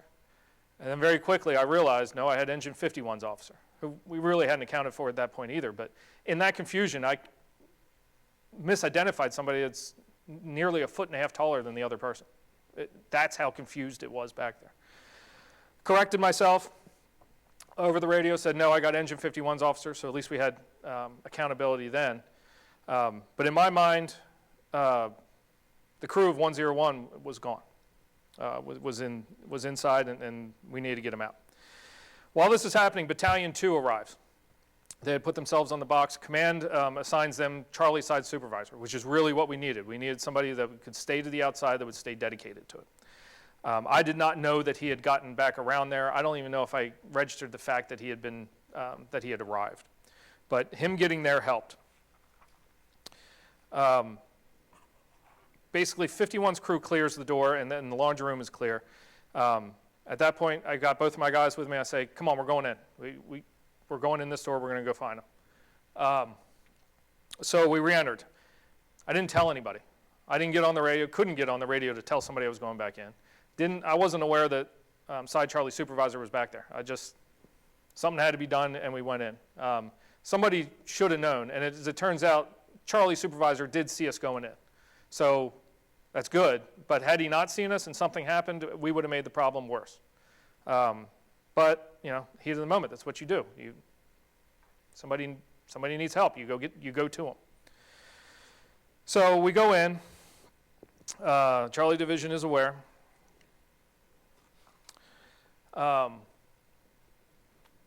It's hotter. It's hotter than it was the last time I was in there. We're crawling this time because before there was no option of crawling because there were so many people in there. Here I'm down on the ground, crawling, and it's hotter. I'm still not feeling anything through my turnouts. Turns out my bar guy, he did report later on that his knees, he was feeling it. But when we looked at his turnout gear, his was a little bit older and had experienced some heat before. He also sweats a lot more than me. And that makes a difference. It does. It absolutely does. It compresses it down, lets that heat come through. I wasn't feeling it that bad, except up around ears and all that. So we go entering in. It's the three of us. And we get to the end of the laundry room, and I come across a nozzle. And I've had people ask me about this, like, why did you do this? And I'm like, at the time, it seemed to make sense. I get to this nozzle. I'm on 2 hose lines coming in. I got my foot hooked around one. I don't know which hose line is which. But I got my foot hooked around one, and I got my hand on another, and I'm going forward. I get to what I know is the end of the laundry room, because the doorway is there. And I find a nozzle, and I'm like, that's got to be 51's nozzle, because they went in second. There's no way they were getting past anybody to get their nozzle further in. Based off of NIOSH reports and training and things like that, I said to myself, I don't want 2 lines coming through this door, because I don't want a RIT crew coming in saying, here's a nozzle, let's start looking. It's got to be further along. So in my mind, it made sense to pass the nozzle back out. In retrospect, it was a waste of time. Now, what could I have done with that nozzle?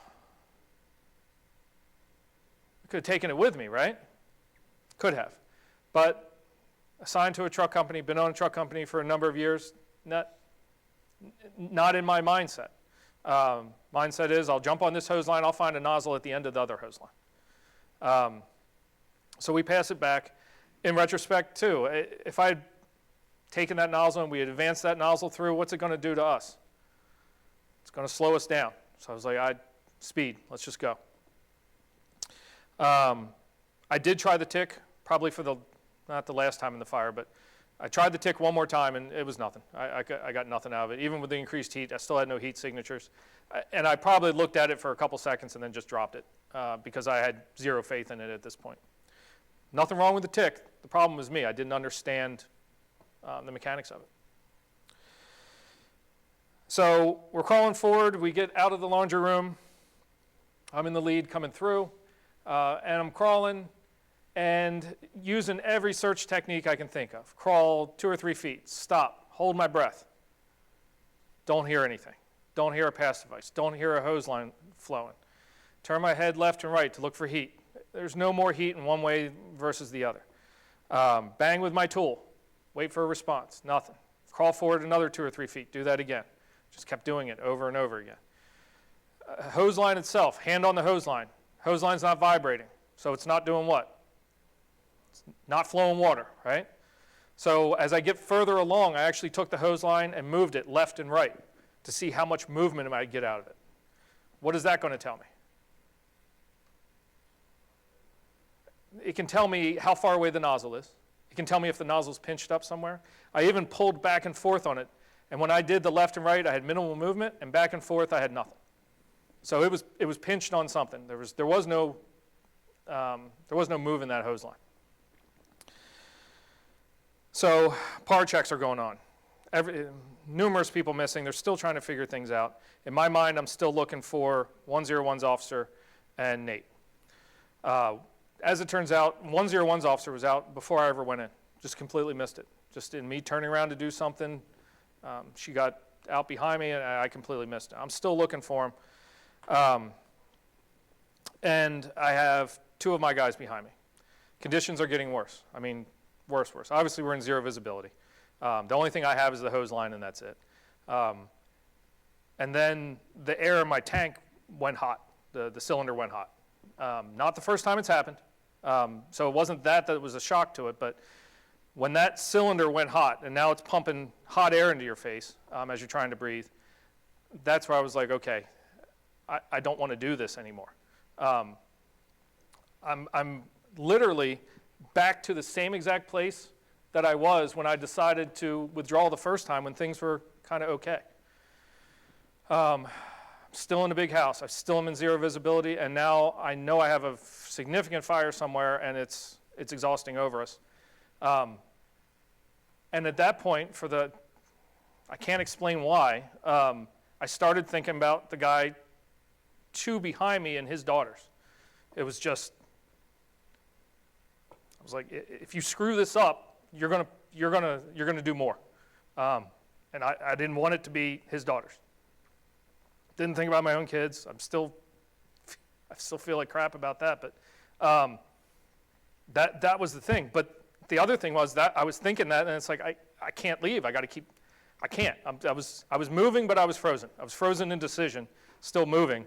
And then we get a radio transmission that clear as day from Charlie Side Supervisor, and that's what helped. That's what allowed us to make a decision. And it said, and it summed everything up. It said, Engine 101's officer's out. We believe Nate's fallen into the basement. He's 1 grade below. There was more to it, but those were the words I needed to hear. And that's when I was able to say to the guys behind me, hey, all right, back it out. Let's get to the basement. I was so worried about getting disoriented in there, I didn't even turn around. I had my foot hooked on the line. I literally backed out of the structure backwards the entire way, because I was so afraid that if I spun around on that hose line and something happened while I was moving, that I wasn't going to get back to it. So we get back out. Charlie Supervisor, he knows now that he sees us come out, and I'm able to do a face-to-face with him.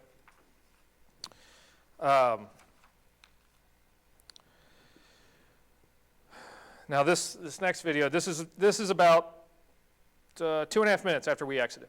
You saw what it looked like before.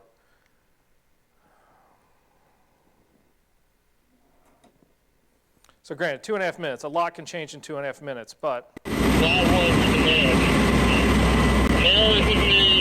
Drew, get away, she's going to go.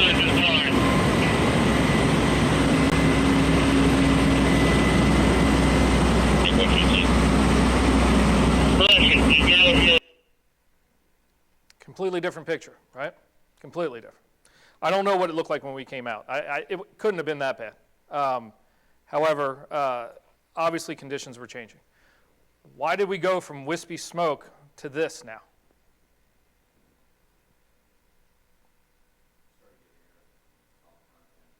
All right, where was it getting its air from?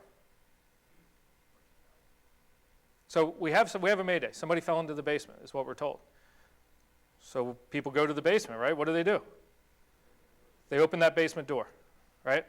So that brown smoke that we saw before, it's all gone. Now it's contents burning in there, because we got to get to them. We opened that door, but that's going to allow that fire to get going again. Unfortunately, it's something that had to be done, but that's the way it went.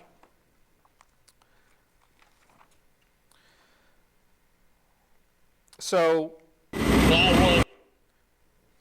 again, back to fire behavior. I met up with Battalion 2, who was Charlie Side Supervisor. I told him, I'm heading back down the basement. He gets down there before I do, because I'm pretty sure I was collecting things up with my guys up top. We get down there, and the door is open to the basement. And Charlie Side Supervisor, if I remember correctly, was kneeling in the door. He had his hands up on the door frames, and he's yelling for Nate, just yelling in there, because he doesn't have a crew with him. We're regrouping at this point. RIT's being deployed from Side Alpha, Truck 7, Engine 71. They're kind of coming around to envelope the building to meet up around back. But I get down there, and my last image that I had of this doorway was that frozen brown smoke. Well, there was still brown smoke there, but it looked like somebody had set up an invisible positive pressure ventilation fan right here, and it was blowing into that basement. It was literally a cyclonic intake right here of air, just swirling the smoke as it went in. That's how much air it was pulling into that basement. The fire, which if you haven't seen the report, the fire was up a half level, so it was coming in, going up some stairs into a concealed space, and feeding that fire up there. So the side effect of that, though, was the conditions in this basement, they were getting better. They were getting better and better as it went along, because you could see all that brown smoke that sat down there was getting exhausted out through the building and going. RIT is deploying. I believe Tower 3 was called in. They were on the second alarm. No, they might have been on the first. They were on the first. They're getting ready to get deployed in for the search. I check with my guys for how much air they have. bar guy's pretty much the same as me. He's around 2,300. My outside vent, he's got probably over 4,000 at that point because he wasn't in that long. He met up with us for that last entry. Can I make entry on 2,300 PSI of air, which for MSAs, for the type we have, is half a cylinder? No. He killed me, but I had to get air. So we had 105, which is the ambulance out of our station. They were not on the initial dispatch of the local box. They got put on when it went to a full box. They show up in full gear. 2 young guys, 2 motivated guys. They're the ambo crew, but they had their gear on. They're ready to go to work. They asked me what I need. I said, I need air. I need a line, stretcher leader line from 101 down around side Delta and get a line to the door. And I need lighting, air, hose, and lighting. So they get to work on that. My driver, meanwhile, knows we need air. I didn't even have to tell him. He's bringing cylinders down. While we're waiting, I wanted to take a look in here again to see if I could see any better. Conditions are way better. Didn't even clip back in. I just kind of held my breath and stepped in and did a scan with the thermal imager, and all of a sudden, the thermal imager works again. Smoke's gone. So now I can see things. Wasn't great, but I could make out furniture. I could make out exercise machines over to the left. And I made out what I thought was a doorway right alongside this wall, which I was like, okay, well, that's good to know. And I passed that on to Tower 3 when they got down there.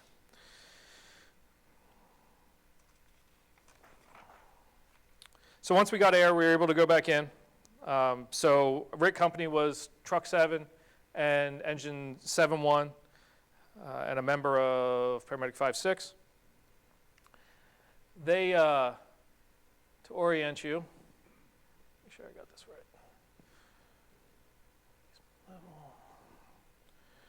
Okay, so this is the lower level. This is the door that we forced and all that. It shows the arrow coming out, but that's because that's our extraction route.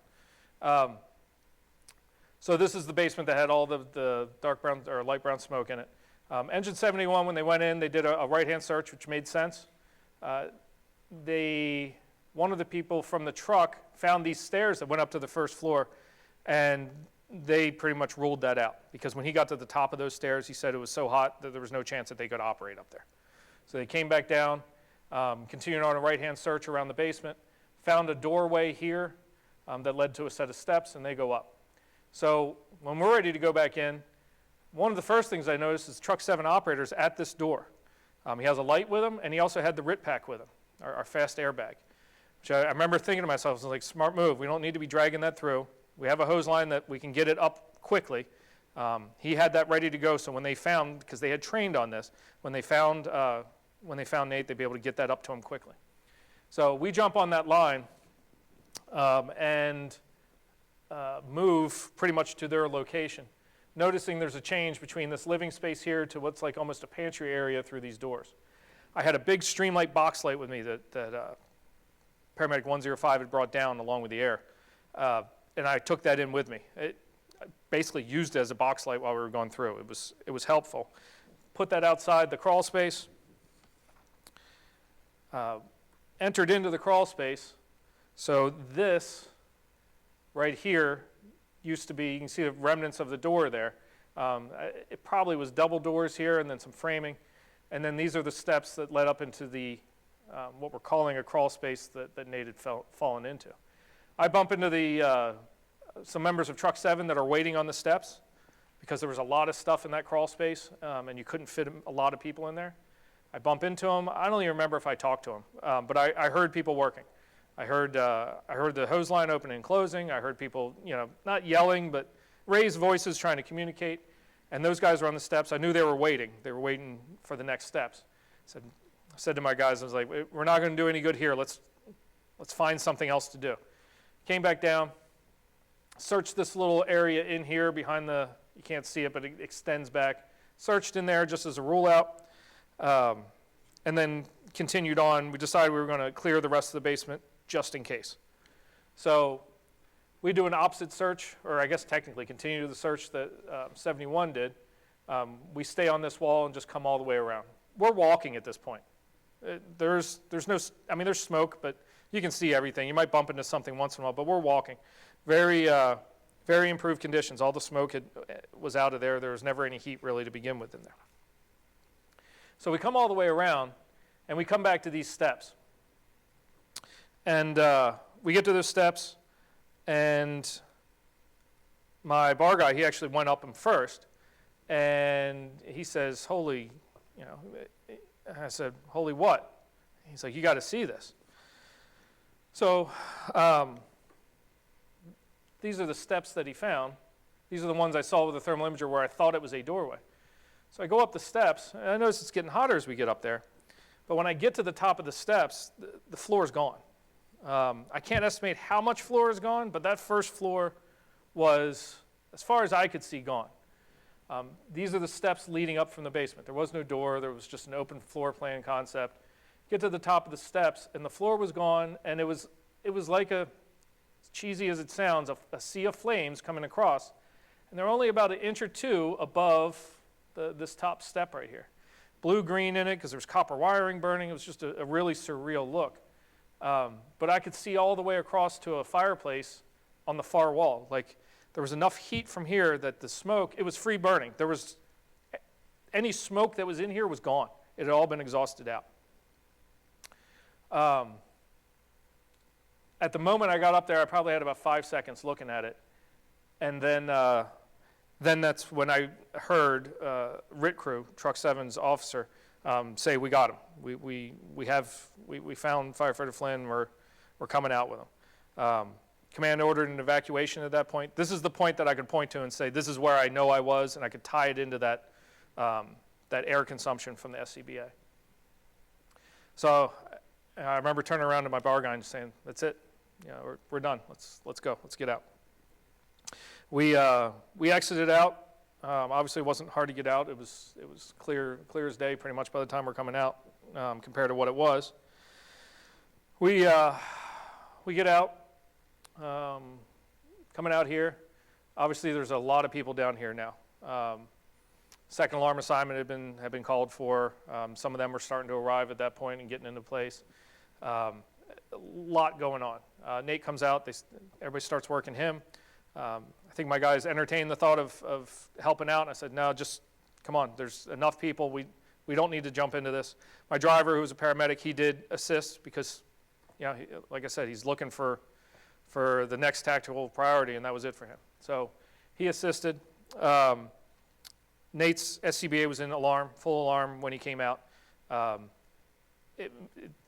MSAs, sometimes when they fail, they have a red X. It's usually because the wires got pulled too hard, which probably happened while he was coming out. I had my B-position firefighter grab that real quick because already I'm into investigation mode. Not that I'm doing the investigating, but I was like, gonna need the BA. I was like, let's grab that. And I wanted to get the BA shut off. Somebody had already shut the cylinder off. It had already been bled of air, but it was still just in full alarm while we're trying to make sense of everything that's happening back there. And we couldn't shut it off because it was in that red X condition. Eventually, we had to pull the battery and jam something in there to keep it from keeping going. Get accountability to my whole crew. Eventually, get my driver back. Move my crew over to the gazebo here. Rain had started back up again. We still have a defensive fire that's going to be going on. You know, we think, you know, okay, that's the crescendo, but we still have this fire. This deck right here, it's kind of hard to see it. One of the crews from the second alarm companies, the deck stairs collapsed as he was going up or operating up there. So he fell about 8 or 10 feet. Had to deal with that.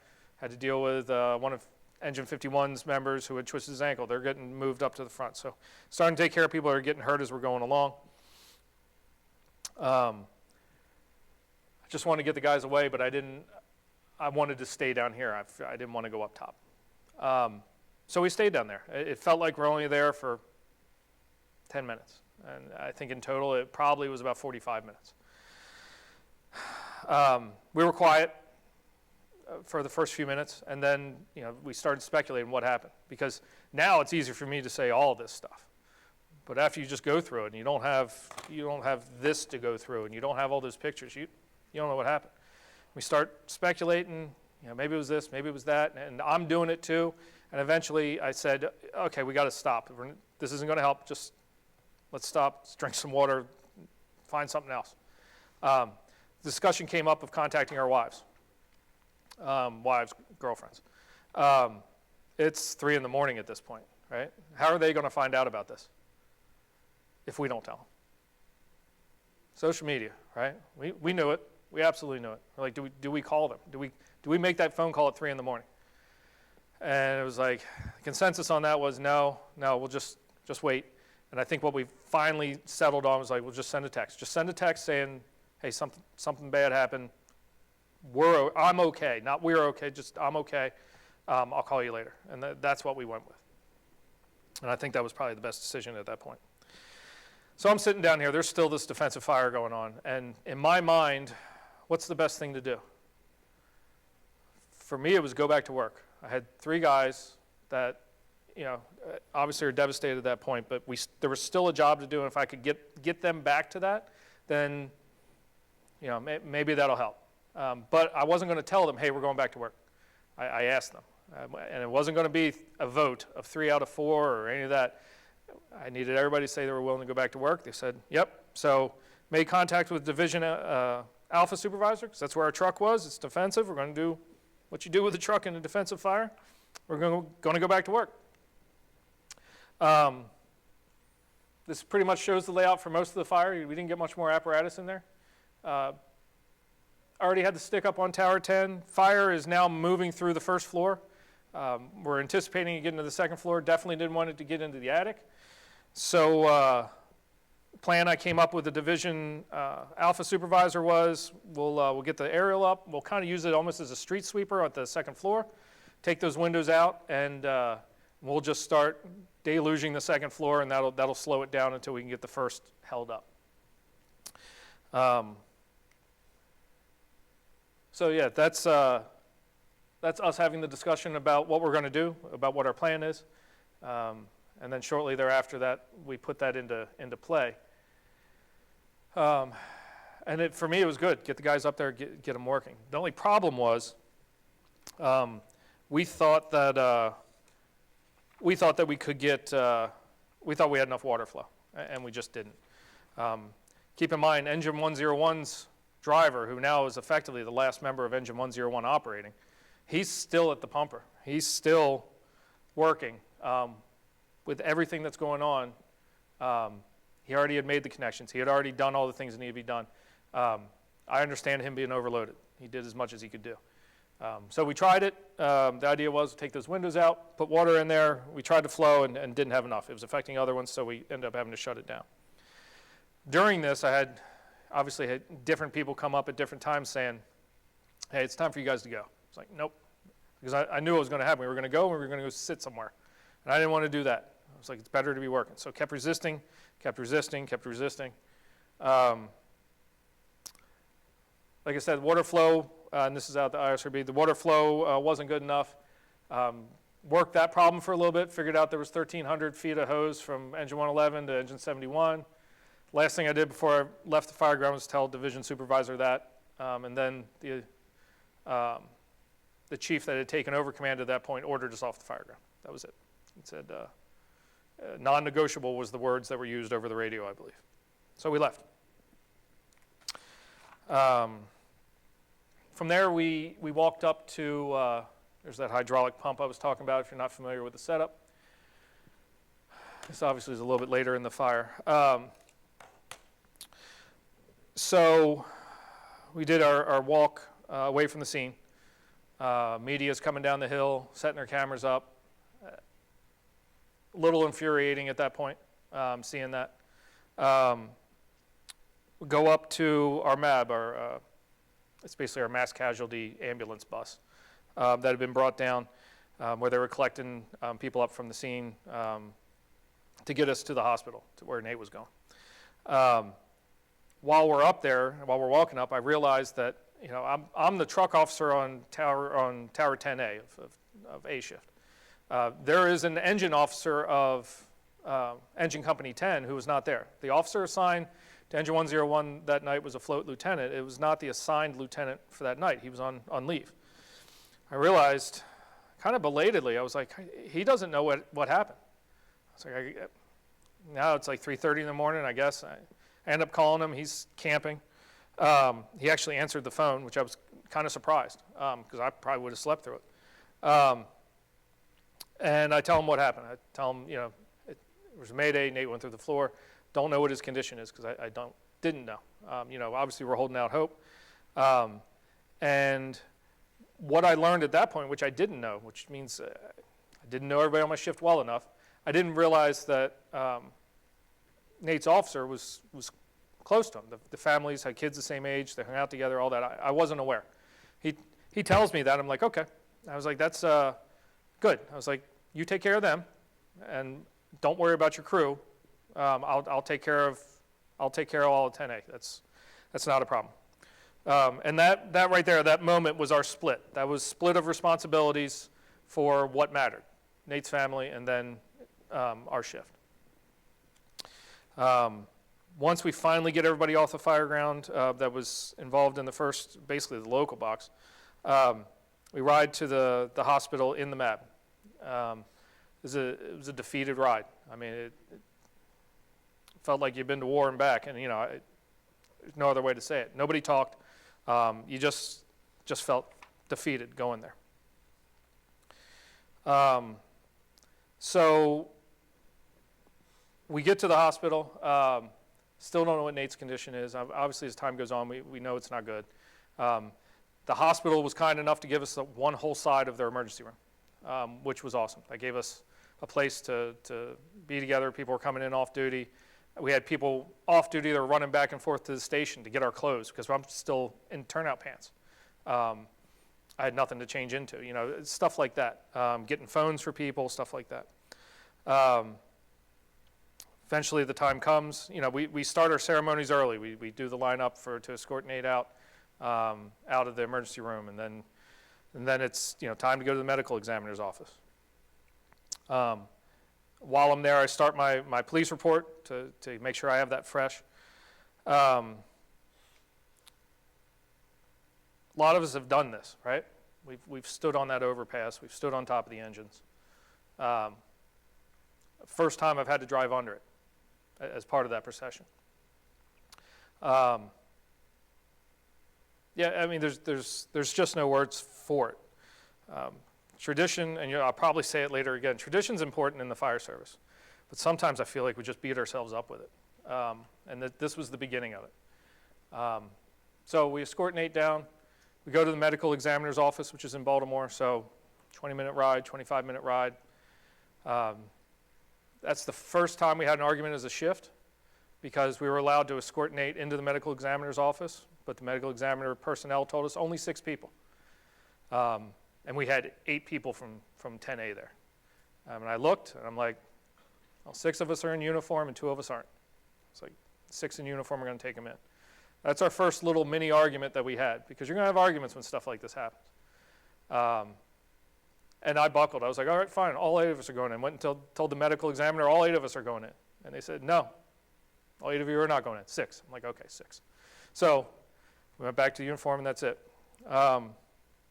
So we do that, clear the medical examiner's office, and we go back to our firehouse. Our firehouse is kind of tucked back in the woods a little bit. We like it because of its isolation. And we get there, and it's probably no exaggeration to say there was 100 people there. Media was already set up across the street, filming us as we were coming in. It wasn't our firehouse anymore. Peer support had already been moved in from other jurisdictions. Well-meaning, maybe not the best executed. Because what did we want at that point? We wanted to come back to our firehouse. We wanted to go to our day room, go to our kitchen, sit down, and maybe not say anything, but just sit there, have a cup of coffee, do whatever. We weren't allowed to. Peer support, some of them were tasked to make sure we weren't in a room alone by ourselves. I heard that one walking through an office. Well-intentioned, not the best execution. But that's something to learn from and go forward, because I can guarantee you if we have something like this, God forbid, ever happen again, I'm going to be at that firehouse with that perspective. So I go to work on my report because I wasn't leaving until I got my report done. Go to my office, and that's where this was just starting. That's where they were already talking about this. In my office, one desk over, the acting fire chief's in there, and a bunch of other chiefs, and they're thinking who's going to be on it and all that, and I'm sitting there trying to do my report, and I'm thinking this is a little surreal as well. So to my guys' credit, they were able to find one place in the firehouse where people kind of left them alone. It was in the engine bay by the lockers, and that's where they just pulled up and stayed there, and people kind of kept their distance. And they didn't leave until I was done with that report. They didn't tell me that. I just sat in there and wrote the report. Finally came out, and they were still sitting there like it had to be 1 or 2 in the afternoon. We got back to the firehouse at like 10.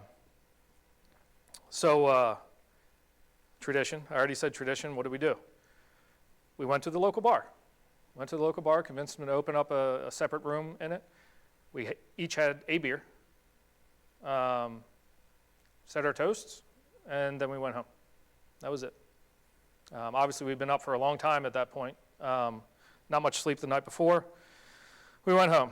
Everybody went home to their families, significant others, all that. I did not. I went home to an empty house. It turns out I had dropped my wife and my 2 kids off at the airport the day prior to my shift, so they could go to South Dakota to see their grandparents. So I went home to an empty house. My wife and I had talked over the phone, and she was insistent that she was going to come home. And I was insistent that she was not. I used the excuse of the kids hadn't seen their grandparents in a while. That, you just got out there, let them spend time with them. There's a lot of stuff going on. She really wanted to come home, and I would not let her. That's, out of all my failures, that was my biggest one, personally. That was my biggest failure. Because I sat here and dealt with all this pretty much alone without the one person that would have helped me get through this better. So my biggest mistake, and that's something that I saddled her with and have saddled her with for years. So that was my mistake. That was the beginning of my self-isolation coming through this process. I was so focused on 10A that I neglected everything else in my life. And my marriage suffered for it, and I suffered for it, and my family suffered for it. And in the end, the guys from 10A suffered for it because it was too much for me. And I know there were times that I wasn't up to the task. So I go home to an empty house. Still wearing the clothes I had on the night before. Still wearing that T-shirt. I get home. I had a bottle of Tullamore Dew, Irish whiskey, that I kept for special occasions. I'm like, I'm going to have one 2-finger, and get a shower and go to bed.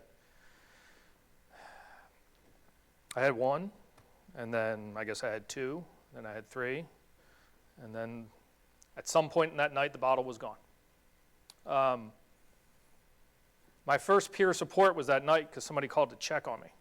A friend called to check on me, and they knew I wasn't in a good place. So they came up, found me sitting at the kitchen table arguing with a pile of laundry that was sitting there, arguing about decisions I made, things I should have done, things I didn't do, just pretty much out of my mind at that point. Still sitting there in the same clothes. They got me upstairs, told me get in the shower and get to bed. I don't remember any of that. I remember waking up the next morning. I remember the fire. I remember everything up to getting home. I don't remember much after that. But that was peer support. We have a formal peer support network.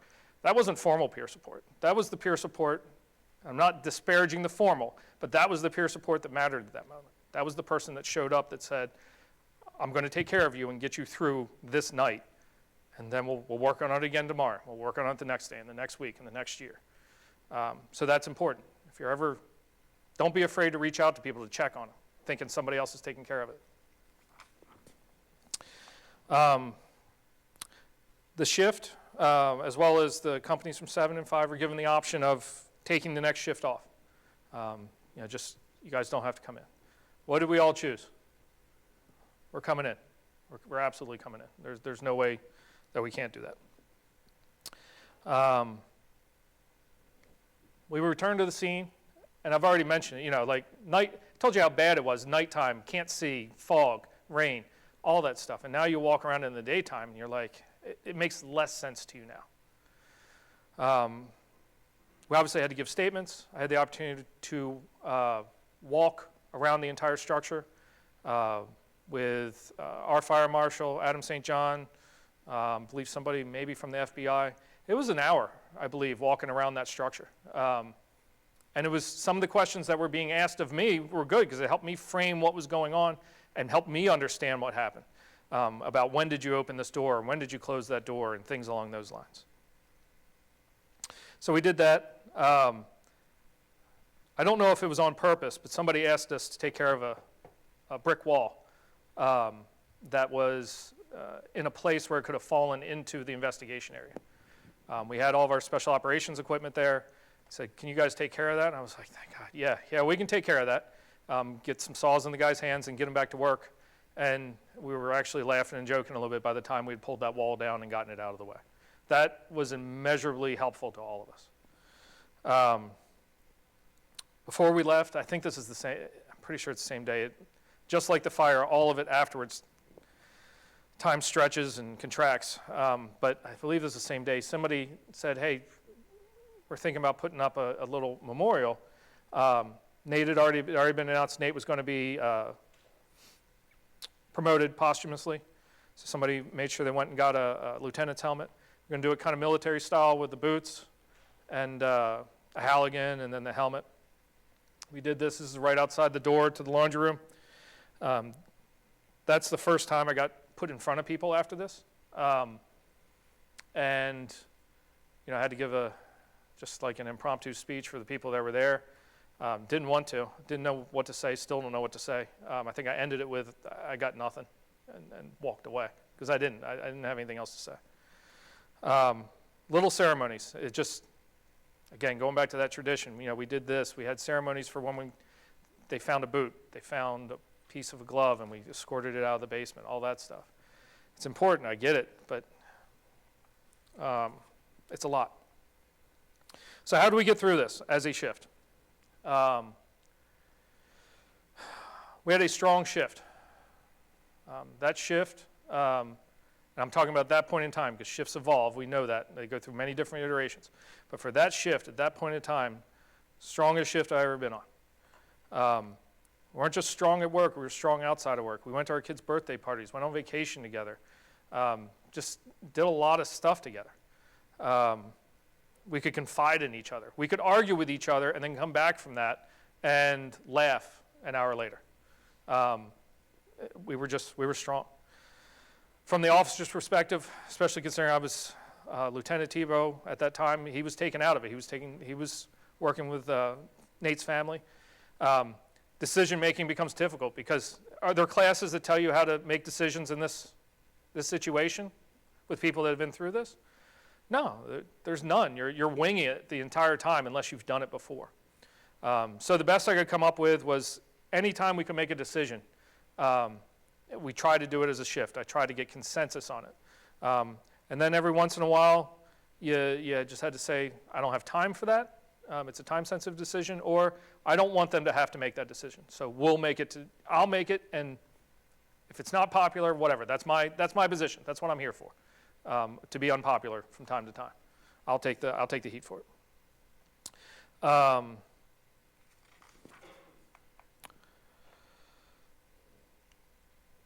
Ceremony fatigue. Our ceremony fatigue, I know, was nowhere near what the family faced. Nowhere near. And I can't compare it at all. But regardless, it still existed. We had private viewing, escorting Nate from to and from the funeral home to the church. We had, weeks and months later, Maryland Fallen Firefighters Memorial, the National Fallen Firefighters Memorial, IFF Memorial in Colorado. Lots of stuff, lots of ceremonies. I grew extremely distasteful of them as we went along. I just wanted to get them over with and get out, and that was it. And I think each of us kind of hit a breaking point where somebody said, I can't do anymore. I can't do this anymore. Some people stuck it through because that's what they felt was the right thing to do. And if that was the right thing for them, that's the right thing. But I will never fault anybody for saying, no, I don't want to go to that. That's a personal decision for you. So this is where in the OCS portion, I tended to get a little preachy. It's a bigger audience, so I don't want to be as bad. This is what we all got to see coming to work every morning for at least a month. Every morning. For me, it was pulling in and, here's every mistake you made is waiting for you when you get to work.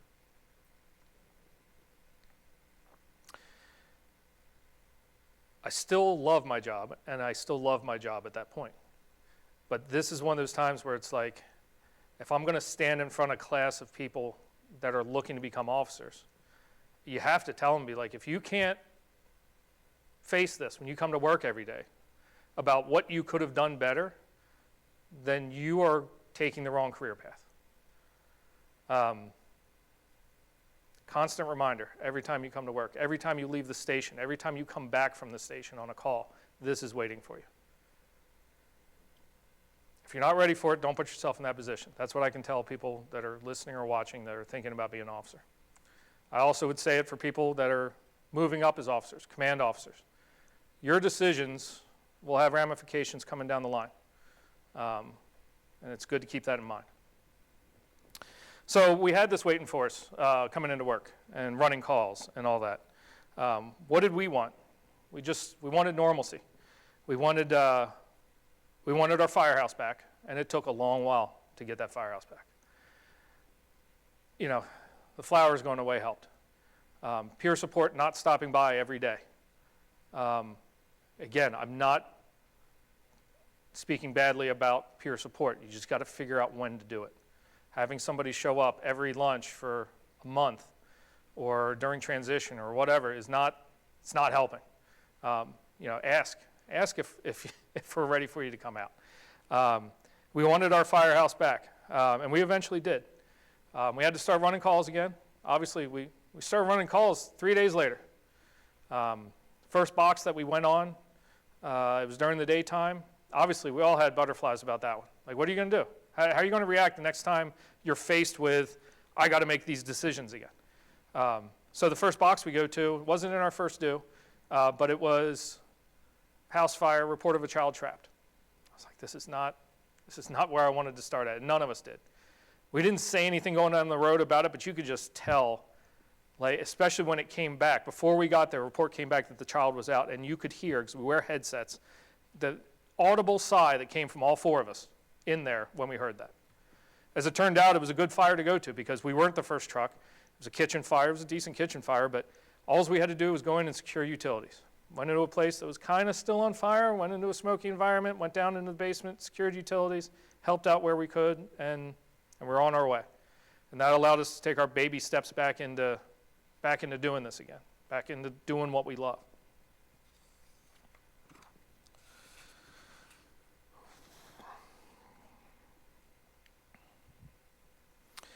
So, to sum up, what we experienced, that doesn't compare.